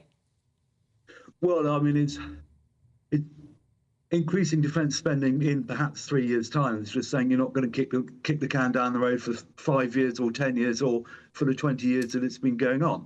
The harsh, terrible reality is that what were once the best armed forces in the world are now hollowed out to the point of dysfunction. And there are many things that need to be done to fix it, but that comes with a big cost. Starmer's talking about something like £5 to £6 billion in 3 years' time. That might buy some weaponry, it won't buy the training, it won't buy the equipment, it won't buy the organisations, etc., etc. Worse, his biggest, or Defence's biggest single problem is that every year 3% of the armed forces leave. That is the trained 3%. It's been going on for something like 3 years now. So they're recruiting people at last, but the new guys come in and the old experienced guys are going, and they're going faster than they can be filled, which means we're getting less experienced people who are going to have to work in what look like to be quite challenging circumstances whenever peace comes to Ukraine. Patrick, why do you think our armed forces are in such a bad way? Lack of money for a start, and you know, the overspill of the Iraq War and the Afghan wars and the subsequent rush to reorganisations caused a lot of chaos, and people forgot what warfare was all about. The Prime Minister is set to tell Trump when he sees him on Thursday that Britain is ready to step up. But even if we go to 2.5% of GDP, I mean, can we really step up? Do we have it within us still? I think if you gave the armed forces the budget and the support and the long-term view of what you wanted, they would give you value for money, as they always do brilliantly. But they need political support and constant political support for longer than one government term. You also need to think, what is it you want to do? I mean, £6 billion is something like 60 fast jets, 6 frigates, or about 600 tanks. Well, arguably we need all of them. Which do you want first? And do we want to be a maritime power first, or back to being a maritime power? Or if we're going to go to Ukraine, do we need to focus again on the land component? Patrick, finally, just one quick question. Starmer has said, you know, we are willing to be part of the peacekeeping force on the border between Ukraine and Russia. Do you think we can even do that, or do you think that's a good idea? Well, if you're going to have a peace, you're going to need a peacekeeping force, and they come in, you know, various flavours from, you know, full on ready to fight to observers who are generally less effective. The border that's likely to be created, if one is created, is something like 2,500 kilometres long. It's massively bigger than the demilitarised zone in Korea, for which the United States has one division guaranteeing it. So that's 20,000 people. We'd be looking at needing to find somewhere between 100 to 200,000 troops deployed, we being NATO, and of that we might be able to chip in 5,000. You know, we don't have a seat at the table because we don't have a capability, and that's a harsh reality. Yeah, that is a harsh reality. Thank you very much for joining us, Patrick. That's our Patrick Benham-Crosswell, former British Army officer and author. Thank you very much. OK, let's see what my panel make of this one. Mike Parry, going to come to you first on this one. You know, Starmer is going to go out to Trump and talk the talk and say, you know, we can do this, but we need the American backstop. We're going to increase our spending, as Trump has said we want, but Trump wants at least 5%. We're willing to get to 2.5%. We keep talking about percentages, but we are talking billions of pounds. We're talking about tens of billions of pounds. Yeah, well, where's it coming from? At the height of the Cold War, we were spending 7.2% of GDP on defence, right? So So now it's 1/3 of that, and we're not even there. I mean, Starmer's, you know, I'm surprised at his attitude as he's going to see the president next week, because he's saying, oh, all right, we will try and get to 2.5%. He's being kicking and screamingly dragged towards 2.5%. However, Dan Hodges, who is a legendary Fleet Street columnist and, you know, well-connected with the Labour Party, says it's now been done and the decision might be announced even before he goes to Washington this week, which obviously would help with relations there. But it's still not going to be anything like enough. Poland at the moment spends something between 4 and 5% of GDP on its defence. Poland, of course, is on the front line, but they have a very pragmatic view of the world, and that is, we defend Poland, we put money into it. What I think Starmer's got to do, and it'll need huge courage for him to do it, he's got to say some of those policies that I have endorsed are not nearly as important as defending this country. He's got to call Ed Miliband in and say, I'm sorry, net zero goes right to the bottom of the list. He's got to call in the welfare minister and say, you've got to pay 15% off your budget, because the first rule and the first responsibility of a government is to defend its people. That's what we've got to do. Michael, I think many people listening to this and watching this would agree with that, but where is that money going to come from? Well, I mean, I think we could tax the rich a little bit more. But, I mean, I suppose on the broader issue, well, a lot of them have their wealth that's very much fixed. They can't take their mansions abroad, can they? So if you've got these sort of Russian oligarchs... Yeah, but they employ people in this country so they can move their businesses. Well, I prefer those people to be employed in the military than employed to sort of deliver takeaways to rich Russian people. But anyway, on this point, I agree defence is important, right? And we do clearly live in a changed world where Europe has relied on the United States for its defence ever since the Second World War. If the United States are withdrawing that, then clearly we have to probably fund the military a bit more and change our priorities. I do think, though, it is important to recognise that we've wasted a lot of money on pointless wars, right? So I don't want to spend more money on the military, spend more tax-paying money on the military so we can go to another pointless war in the Middle East where we sort of collapse a country, create a migration crisis. You're not saying this is a pointless situation. No, I'm talking about Iraq and Afghanistan. Yeah, I totally agree with you. I think so long as... And Libya. Yeah, I think as long as we say this money is actually to defend Britain or defend Europe, I'm fine with it. But I think where does the money coming from? We've wasted a lot of money. Well, does it come from net zero? Does it come from foreign aid? Does it come from... Net zero is a ridiculous, massively over-budgeted, stupid idea that's never going to work. Well, I mean, climate change is going to be a big security problem for every country in the world, right? If we let unabated climate change continue as it is, that's going to create... Michael, 1% in this country. 1% in this country. How much can we affect the atmosphere in the globe when 50% is coming from China, India and America? No, I think it's an important challenge to make. I think the most important thing that the UK can do when it comes to climate change is put money into technologies which India and China can then adopt. Right? So if we show that you can go to net zero and they look at this system and say, OK, I see how it works, we just have to have a few more battery storage units when it comes to solar and wind, etc., etc. Let's try and keep too much away from the actual green debate itself. But would you rather, at the moment, we've got a limited amount of money, right? We need to spend more on defence. So where does it... We have to cut net zero, or foreign aid, or housing migrants, or the Chagos Islands. Or would you rather spend money on net zero than the defence at the moment? I don't accept that it really is a one-to-one. I think we can...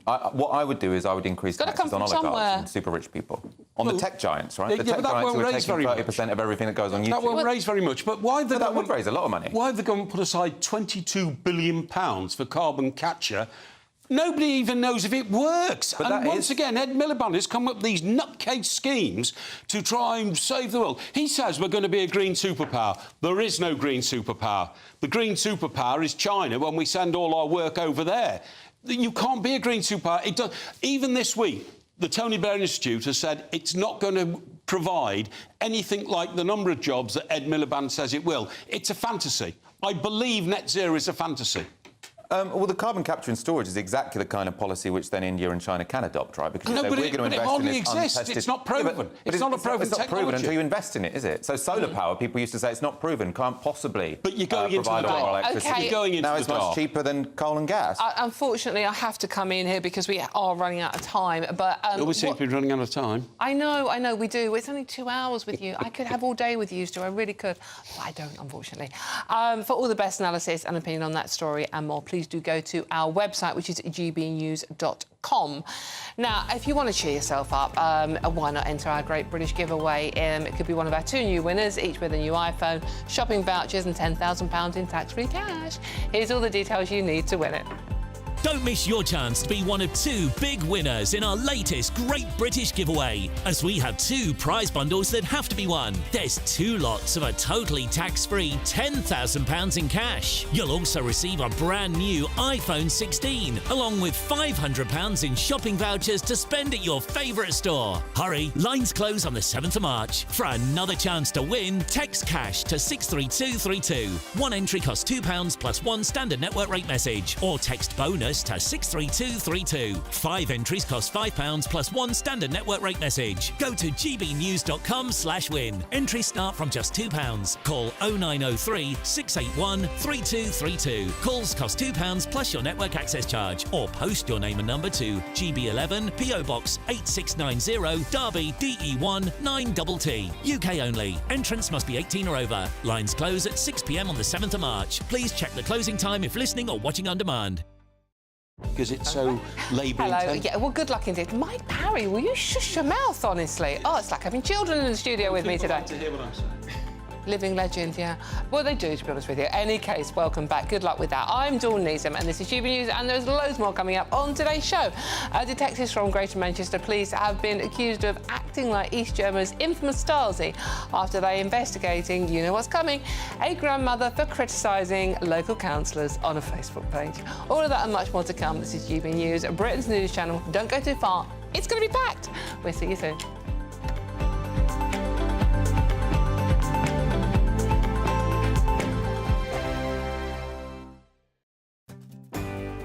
I'm Nana Akua. This is GB News, Britain's news channel.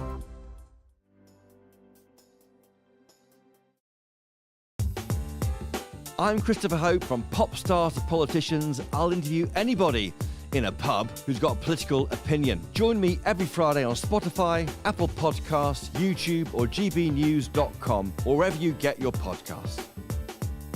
This is GB News, the People's Channel.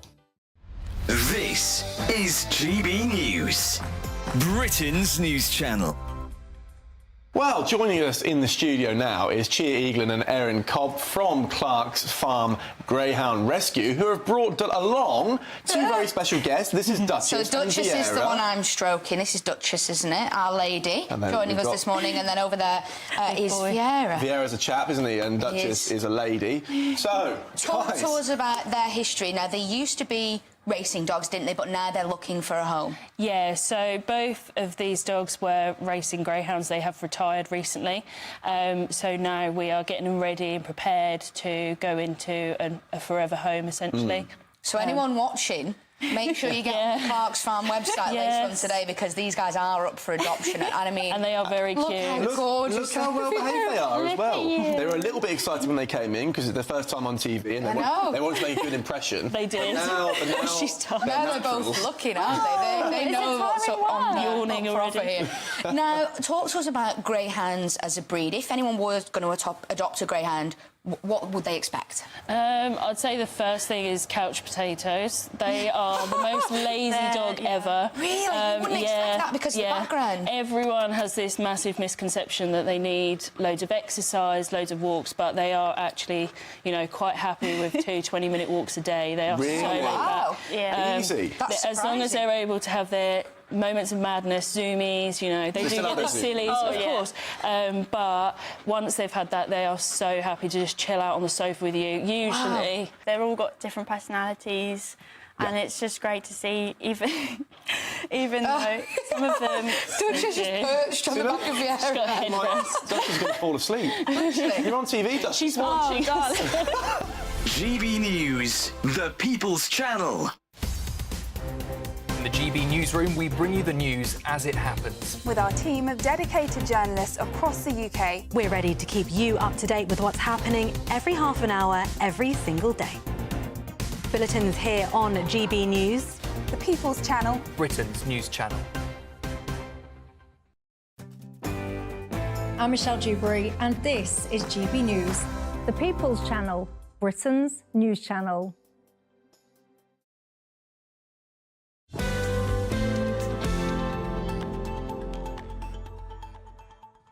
Hello, welcome back. I'm Dawn Neeson. I've got my two Michaels under control for now, but don't hold your breath on this one. Now, because this story is going to annoy you as well. Detectives from Greater Manchester Police have been accused of acting like East Germany's infamous Stasi after they investigated a grandmother for criticising local councillors on Facebook. There you can see on your screen now, they turned up at her door. The 54-year-old received a visit from two detectives, as you can see there, after she called for resignation of a local councillors involved in a WhatsApp scandal. Even though the police concluded that no crime had been committed, Mrs Jones says she has effectively been silenced by the officers as she is now too terrified to post on social media. To discuss this further, I'm now joined by former Detective Superintendent at Scotland Yard, Shabnam Chowdhury. Shabnam, thank you for joining me. Always a delight to talk to you. Shabnam, what do you make of this story? Well, I'm laughing the same way that you are, but it's not actually funny because it's not. I was actually reading the article and I was thinking I've got to find something in there which suggests that maybe there was some form of a threat made, that it was something more serious. And I couldn't find anything. And so the two things that really got to me are, the first thing is they sent two detectives, a detective sergeant. Now, you'd get two detectives, particularly at the rank of detective sergeant, turn up at your doorstep if they're doing some serious crime investigation inquiries. I know that as a former detective. I certainly wouldn't have sent, officers of that type of rank to somebody's address to speak about an incident that, in actual fact, was no crime and no case to answer. And the other thing that really surprised me was, I don't know if you recall, but in 2021, the Greater Manchester Chief Constable, Steve Watson, took over.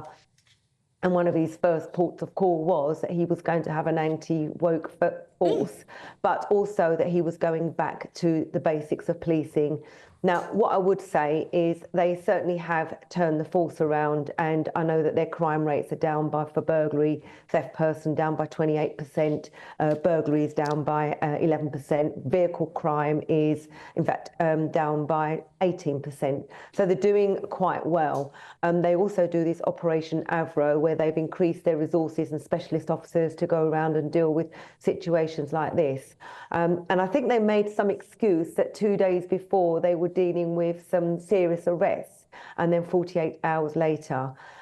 I suspect this is to do with the fact that it's a political motive, and that the officers may have been concerned that there may have been some form of a threat, and they wanted to make sure that it wasn't anything sinister, because we have to be serious about some MPs and certainly those in the political arena who do get threats. But honestly, I can't read anything in here that is telling me, unless somebody else corrects me, that there's anything sinister in here. And why on earth waste resources like two detectives to turn up at somebody's address? Shabnam, thank you very much. That's former Detective Superintendent at Scotland Yard, Shabnam Chowdhury. Thank you very much. Always a voice of common sense on GB News. OK, let's see what my panel make of this one. Michael, I'm going to come to you. This is a nonsense. This is obviously to do with that WhatsApp group where a local Labour MP put a very rude thing about a pensioner who complained about bin collection on there, and that's all being investigated. But it is pertaining to Labour councillors in this area and a WhatsApp group, and we don't know. We think that one of those Labour councillors has complained about this lady posting on Facebook. That's the basics of the story. However, Shabnam was saying, yeah, Greater Manchester has improved, but it's still the fifth worst crime rate in the entire country. Well, whenever I read these stories, I never know, are we seeing everything they posted? Because I suppose, who's given the newspapers access to the post? Because obviously, I mean, from what I've seen, it's completely ridiculous that the police turned up to this woman's house. Yeah. Probably it is completely ridiculous they turned up to her house. Yeah. I always wonder, were there threatening things we haven't seen? I don't know. But it strikes me as silly and a waste of police time. Yeah, this is one of the most disgusting police stories I've come across. This is Greater Manchester Police, one of the highest crime rates in Britain, and have failed... It's fifth in the country. They have improved. And have failed to solve 3 out of 4 shoplifting incidents. Recently, there was a spate of car theft in this area where this lady lives. They were not investigated. The police said they didn't have resources for it. But 48 hours after the complaint was made of some kind of hate incident, which the police who arrived said, oh, it's not a crime, by the way, 48 hours after that, two cops turn up on this lady's doorstep and start giving her a hard time, like the Stasi police from East Germany. It's absolutely disgraceful, and I do hope that somebody's going to launch a full-scale investigation. It all stems from the horrendous incident of Andrew Gwynn, a Labour health minister, having to be sacked for the vicious, nasty and appalling messages he was putting out about constituents. I hope they get knocked down by a bus. I hope they're dead before the next election. That hasn't been properly investigated and dealt with, and yet this poor lady... Do you think that should be investigated by the police? This poor lady, all she said was that I hope the councillors who were involved in that WhatsApp chat group with this horrible man Andrew Gwynn, I hope they will resign. That's all she said. Asking for them to resign, and the cops turn up on your doorstep. That is really sinister. I mean, there is an investigation, you know, being held by the Labour Party into this, so that is being looked into. But you don't think that should be investigated by the police either, do you? What? That WhatsApp group. Of course I do. Andrew Gwynn. You think the police should look into that? Well, what I'm saying is, if they've got time, jokes on a WhatsApp if they've got time to look into this, in which a lady is just saying, I think the councillor should resign, if that's the level at which they're starting investigations, what Andrew Gwynn did was way higher and nastier and more vicious than that. So that's got to be a non-crime hate incident as well. And if the police are consistent, the word I'm looking for, the police are consistent, they've got to look at that as well. It's a waste of police time, but that seems to be the principle on which they work. I would say let's have them look at neither and solve some actual crime. I totally agree with you, but they've looked at the second one, so they're going to look at the first, in my view. Why do you think, Michael, we're in this situation now? And this isn't the first case we've seen. As we had newspaper columnist Alison Pearson, feminist writer Julie Bindel, a former policeman, Harry Miller. I mean, these are all non-crime hate incidences which aren't meant to be investigated in this way anymore, but we still seem to be doing it. Yeah. Well, why have we got in this situation? It's not a crime. If you're going to sort of try and have maximum sympathy for the police in this case, it's a thought exercise. I suppose what you would say is there have been, there are constantly incidents where elected representatives get threats. Obviously, 2 MPs have been killed. And so if there is someone who is consistently harassing an MP, you can see why you go knock at their door. No, but you're right, that doesn't seem to have happened. No, it hasn't. But maybe there was an interpretation by someone in the police office to say, just tell her to tone it down a bit. But it shouldn't have happened. Or maybe it was a Labour councillor who had sway with the local... Potentially, but where did the police find the time for 2 officers to go around and do it? Yeah. They don't investigate shoplifting, they don't investigate car theft. Where did they find the time? So, right, our allocation of resources today is you 2 are going round to see an old lady who just thinks, is not demanding... Councillors should resign for making nasty comments. What's wrong with that? Well, actually. OK, now, Greater Manchester Police issued the following statement in relation to this case. We spoke to the woman for 6 minutes to advise she was the subject of a complaint of harassment and to answer any questions she may have. No further action is necessary as no crime has been committed. So what were they doing on her doorstep? We are under a duty to inform her that she is the subject of a complaint. The genuine threats that have been made to local councillors recently have meant it has been more necessary to ensure all reports are looked at. On this day, officers were making 203 arrests for crimes like assault, burglary and rape. Tackling these priorities are why the complaint was dealt with within 2 days after it was reported. OK, well, I'm particularly keen, if you are in Manchester and have reported a crime recently, what response you got. Let me know at gbnews.com/your say. I am Dawn Leeson. This is GB News. There's loads more coming up on today's show. But first, golly gosh, it's time for the news headlines with Tatiana Sanchez.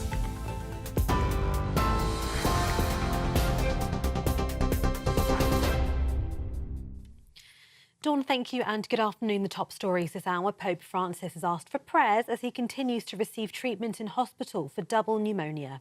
The pontiff was unable to deliver the traditional Angelus prayer in person for the 2nd Sunday running. The 88-year-old spent a tranquil night in hospital in Rome, according to the Vatican. It described his condition as critical for the first time yesterday, reporting he'd needed supplemental oxygen and blood transfusions. The Vatican says the Pope is not out of danger. In other news, Sir Keir Starmer has urged Donald Trump to stand by Ukraine with a security guarantee, as he warned a bad peace deal would be a disaster for everyone. The Prime Minister is due to meet the US President for talks in Washington next week amid fragile relations between America and Europe after Mr. Trump launched a verbal attack on President Zelensky. Mr. Trump called Ukraine's leader a dictator this week and later said Sakir and French President Emmanuel Macron have done nothing to end the war. Writing in The Sun on Sunday, he said Kyiv needs strong security guarantees so the peace will last, and he says America must be part of that guarantee. And police are investigating how human remains ended up on a stretch of the M4 near Bristol after a body believed to be a man in his 40s was found. The body was found between junction 20 at the Almondsbury interchange with the M5 and junction 21 near Orkley in South Gloucestershire. Avon and Somerset police have urged anyone who was travelling along that stretch of the M4 and thinks they may have valuable information to come forward. And those are the latest GB News headlines for now. More from me at 3 o'clock. For the very latest GB News direct to your smartphone, sign up to News Alerts by scanning the QR code or go to gbnews.com/alerts.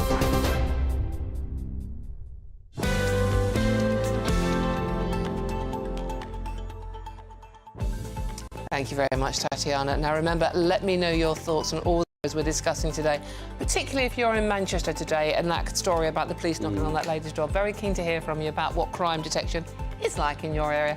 Very simple to get involved at gbnews.com/yoursay and join in our conversations. Loads more coming up on our show. We're running out of time. Eek. Is it too little too late? Labour are now telling farmers they're making hospitals and schools buy more British food in a boost rural revenue. But will this be enough to appease the farmers? And is it even going to work? All of that and much more to come. I'm Dawn Neeson and this is GB News. We'll see you very soon.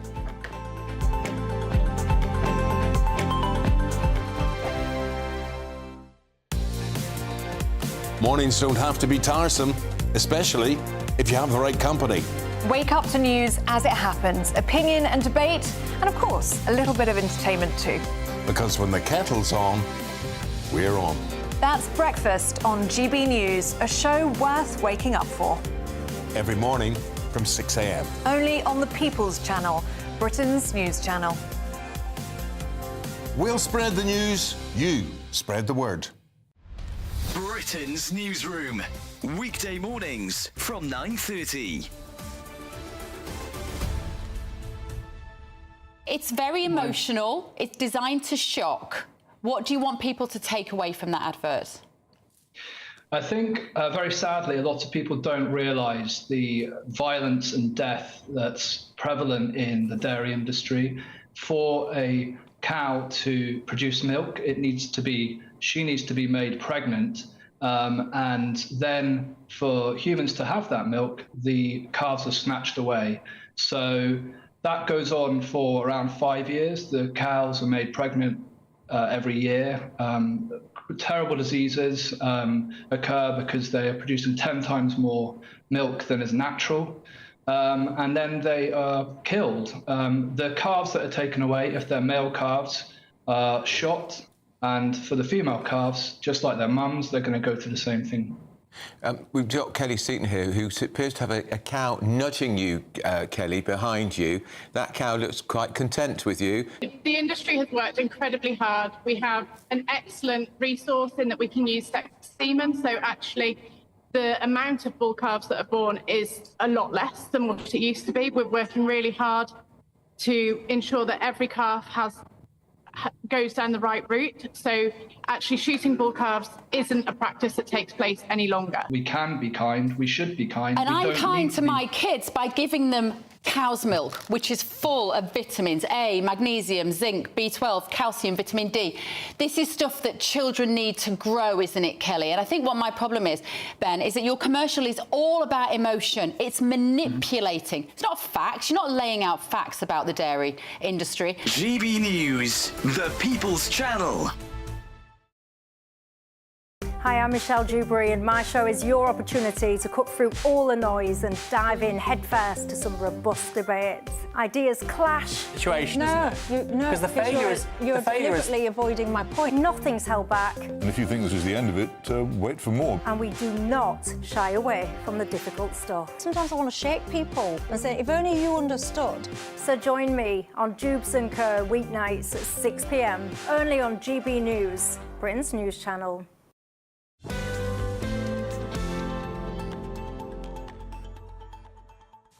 Welcome back to the weekend with me, Dawn Newsroom. Thank you for your company on this Sunday lunchtime. There's loads more coming up on today's show. But before I tell you what we've got lined up, Nana Akua show is on at 3 o'clock and it's always a cracker. So what you got today, Nana? Well, Dawn, hopefully it'll be a very busy show because we've got lots still to come. We'll be looking at a bit of Keir Starmer's speech earlier at the Scottish Labour conference where he referenced Nigel Farage. I'm going to ask, do you think actually Nigel Farage would make a good Prime Minister? And why are they all so focused on him? Surely they should be focusing on getting their own houses in order and sorting out this country than some sort of rivalry between whether Nigel will be able to lead this country. Plus, Bridget Phillipson. Now, she's, of course, the Education Secretary. She has come up with an idea, they've been touting it for a while, that schools should all have breakfast clubs. But how relevant is that to you as a parent? And do people really want breakfast clubs? Surely after-school clubs are more in demand. Are they just wasting our money on lots of nonsense? And in my nickel, of course, I'll tackle that Keir Starmer speech, my panel, Danny Kelly and also Andy Cairns. So it will be a lively one. Brilliant, always fiery. That's Nana coming up at 3 o'clock. Thank you very much, Nana. Now, in what many are considering to be a government olive branch to farmers, hospitals and schools will be told to buy more British food. New rules mean half of all food served up in the public sector must come from UK farms or at least hit the same high welfare standards. The news comes amid ongoing tensions between farmers and ministers over government plans to change inheritance tax rules. OK, now, so many questions on this one. I'm going to come to you first on this one, Michael.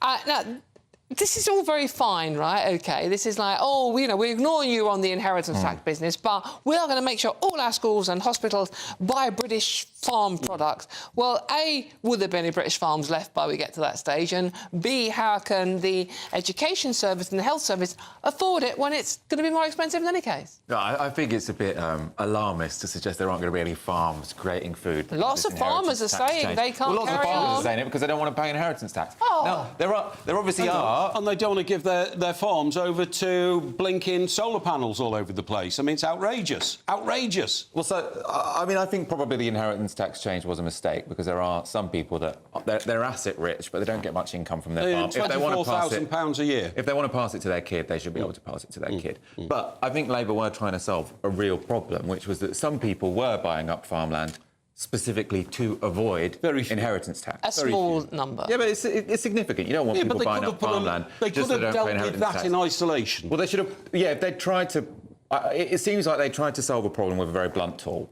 And there have been lots of people who've been impacted who shouldn't have been impacted. And they don't like farmers because farmers live in the countryside. They don't like countryside people. It's politics of envy, in my view. I'm not sure they don't like it. I mean, they need some of these rural seats at the next general election, don't they? I mean, a big problem that they've had... They've got many of them now. Many of the MPs. They need to keep those. Yeah. So that's why they will be worried about this. And I suppose this is, trying to compensate them with a few more contracts with schools and hospitals. But, it probably won't do the job.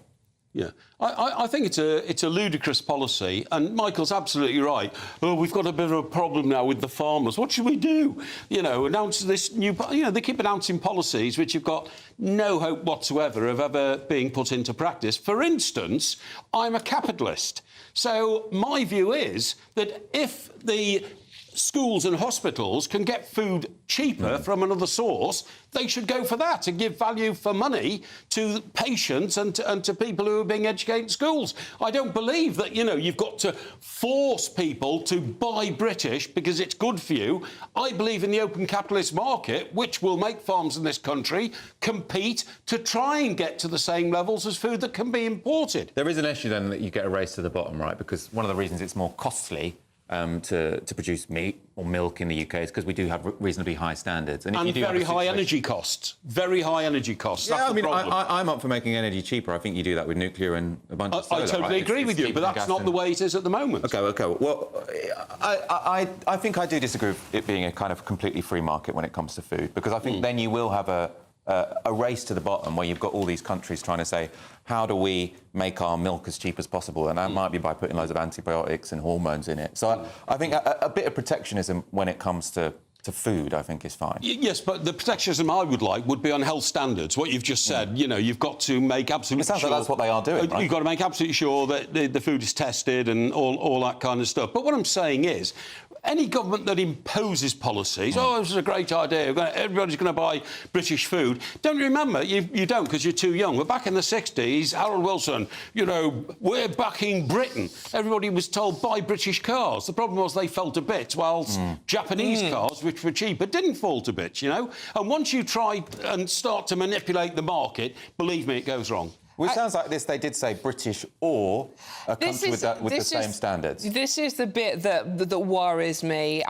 Basically, it does say new rules means half of all food served in public sector must come from UK farms or hit the same standard. So, but that seems to. You should agree with that, no, Mike? I do agree with it, but what I'm saying is that's just a caveat they've put in, and that's why this is meaningless. Because it doesn't mean that they're going to be forced to buy British food at all, does it? It doesn't actually mean a little bit meaningless. It's nonsense. Yeah, it is. It's nonsense. Steve Reid, Cabinet Minister for the Environment and Food, and will unveil this big boost at next week's National Farming Union Conference. I hope he takes a bodyguard along to that one, because there's going to be some interesting things there, isn't it? You might get a knock on your door from a local police force. Yeah, exactly, yeah. It sounded a bit like a threat to me, Dawn. Yeah.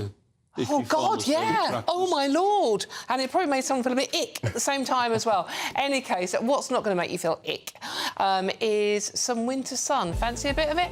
Here is a forecast for some of the top European holiday destinations.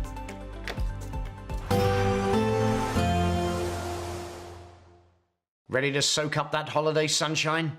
Won't we need some cover? No worries. All sorted. All Clear Travel Insurance sponsors GB News Travel Destinations Forecast. Hello there. It still remains cold in Greece and Turkey with the risk of showers stretching westwards as well, but dry across western parts of the Mediterranean. Canary Islands 17-18 degrees, Madeira as well, seeing some bright or sunny spells. Dry across central southern parts of Spain and Portugal, rain across the north, and then showers for Italy across into Greece, where it will also feel quite hot cold. Temperatures 8, 9, 10 Celsius. Turkey as well on the cold side. Just slowly start to warm up through the latter part of the week. All Clear Travel Insurance sponsors GB News Travel Destinations Forecast. Good morning. Well, after a spring-like day yesterday, it's going to be wet and windy today, followed by sunshine and showers before the winds ease as we go through Monday. Having a look at the bigger picture then, we've got this deep area of low pressure out towards the north and west, and a real squeeze in the isobars with these frontal systems moving in, bringing heavy spells of rain. There are wind warnings and rain warnings in force across the country, so do keep an eye on those, with heavy and persistent rain, especially across the hills in the west, northwestern England, into Wales and the southwest of England, especially for southwestern Wales too. Otherwise, some strong winds out there coming up from the south, drawing up that mild air still, but probably feeling pretty unpleasant underneath all this heavy and persistent rain. So as we go through Sunday evening, we still hold on to this rain. It will really linger across parts of southern Wales and across parts of southwestern England. So do take care here. There could be disruption and spray on the roads. Behind that, across Northern Ireland and parts of Scotland, it's going to be a case of clear skies, but also some blustery showers moving through. So as we go through the rest of Sunday evening, then do take care if you are travelling through this evening, flooding and spray on the roads as this band of rain across much of central parts of England and the south gradually shifts its way further eastwards. Behind that, it will turn drier, especially across Northern Ireland and Scotland, holding on to blustery showers here, but it will still be a mild night with temperatures not dropping far below 7 or 8 degrees. So a damp and dreary Monday morning, especially across southern parts of England, with the band of rain moving its way eastwards. Behind that, turning drier for most of us on Monday, still with a few showers around, blustery and heavy in the northwest of Scotland. Otherwise, it should be feeling pleasant in any sunny breaks, highs of up to 14 degrees. This is Britain's Newsroom, where your voice matters. It's just astonishing. With expert analysis and honest opinion, we don't just keep you informed. We bring you unique perspectives you won't see anywhere else. Can't argue with any of that. When the news happens, it happens here. On Britain's Newsroom, weekdays from 9:30 a.m. Only on GB News. If you want your news to be straight talking... This is a nightmare for the Conservatives again. Down to earth. It's not just Nottingham where this is happening, is it? And most importantly, honest. Hard-working, middle-class taxpayers, they'll get their book thrown at them. Then catch me, Martin Daubney, Monday to Friday, 3 till 6 p.m. on GB News, Britain's news channel. Join me, Nana Akua, for an informative, interactive news programme with a difference. It's fun. No, he didn't say that, Dave. I'm so surprised. I think there's an element of truth to that. Join me from 3 p.m. every weekend, only on GB News, Britain's news channel.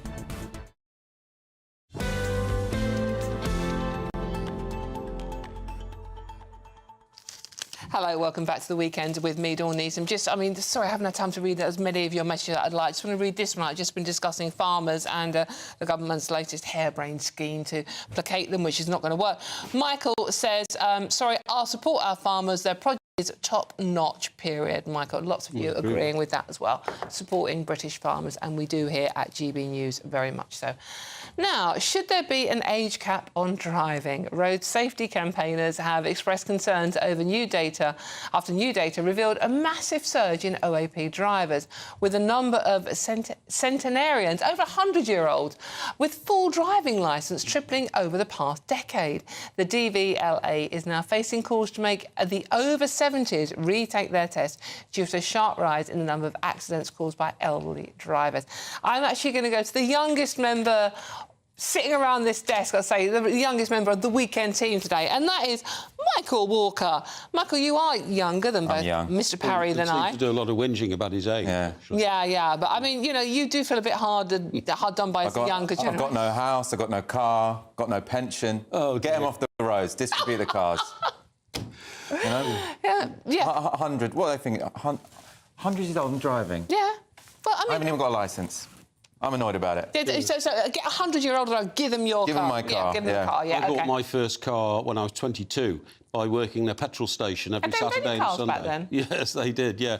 But look, this is a ridiculous situation. One of the first jobs I ever did as a weekly newspaper reporter was an inquest in which a 77-year-old man driving his Morris Minor collapsed and died at the wheel, veered across the road and smashed into the car of a family coming the other way. I think it's an absolute liability to have people that age. You know full well that at any time after the age of about 70, 75, you are subject to a stroke. You could be subject to, you know, a brain tumour. You could be subject to a heart attack. You can have that at any age, to be fair. You can, but it's far more likely that you have it when you're older. So I would say that between 70 and 75, you should take a yearly medical examination, not a driving test, because that involves getting a car and all that. But you should pay for your own medical examination between 70 and 75, and at 75, I would take licences off people. Really, completely? Yeah, completely. See, I disagree with that. Yeah, no, because I think you might.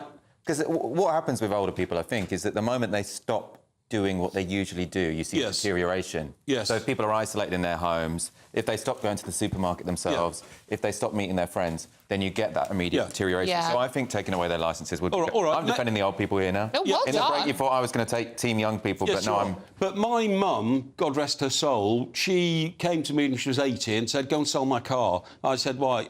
I'm too nervous. I don't feel safe in it anymore. And a lot of my friends say the same.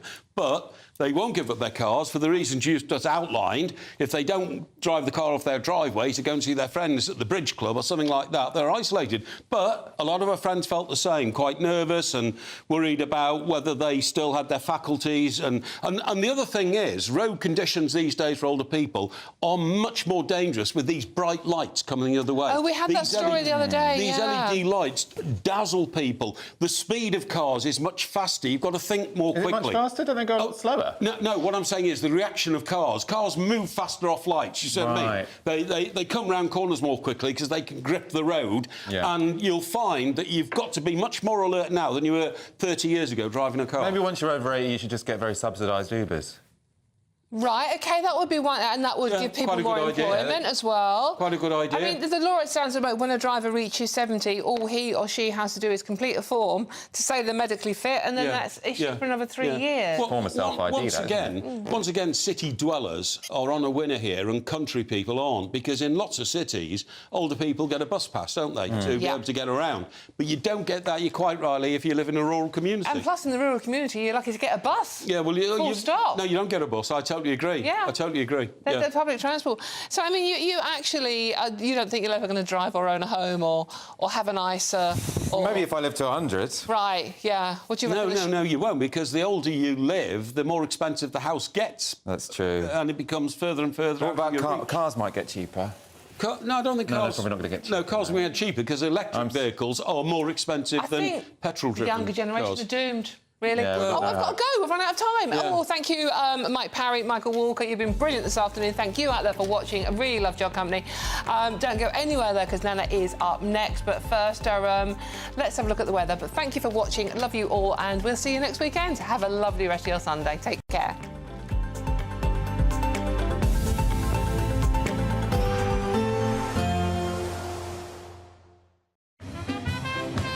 There will be a light breeze in the morning, leading to a warm front. Boxed heat pumps, sponsors of weather on GB News. Good afternoon and welcome to your GB News weather update from the Met Office. After a spring-like day yesterday, it's going to be wet and windy today, then followed by sunshine and showers with the winds easing. Taking a look at the bigger picture, we have this deep area of low pressure out towards the northwest, a real squeeze in the isobars indicating some strong and gusty winds, and there are Met Office warnings in force for wind and rain, and also an amber rain warning across southern parts of Wales. So some heavy spells of rain moving through that could lead to flooding and transport disruption. That will gradually clear its way south and eastwards, lingering the longest across southeastern England, turning drier behind that with clear spells, but generally temperatures holding up at around 7 or 8 degrees tonight. So to start Monday morning then, well, it's going to be a pretty damp and soggy start across the southeastern parts of England with this band of rain, but a mild start here with temperatures already around 10 degrees. Behind that, though, it is a case of sunny spells and scattered showers. Still breezy across the northwest of Scotland, and the showers will turn quite heavy here as we go through Monday afternoon. So as we go through the rest of Monday then, this band of rain across southeastern England will gradually clear its way towards the east. Then behind that, turning drier for most of us, but there will be some scattered showers around, mixed in with sunny spells too. And the showers still could be on the heavy side, perhaps with the odd rumble of thunder, staying blustery across the northwest of Scotland. But otherwise, temperatures not doing too bad. Should be feeling pleasant in the sunshine and the lighter winds, with highs up to 13 or 14 degrees. So through Monday evening and overnight, we hold on to clear spells, especially across southeastern England, but out towards the west, we'll see frequent showers moving through. And that's the same really as we go through the week. Sunny spells, scattered showers,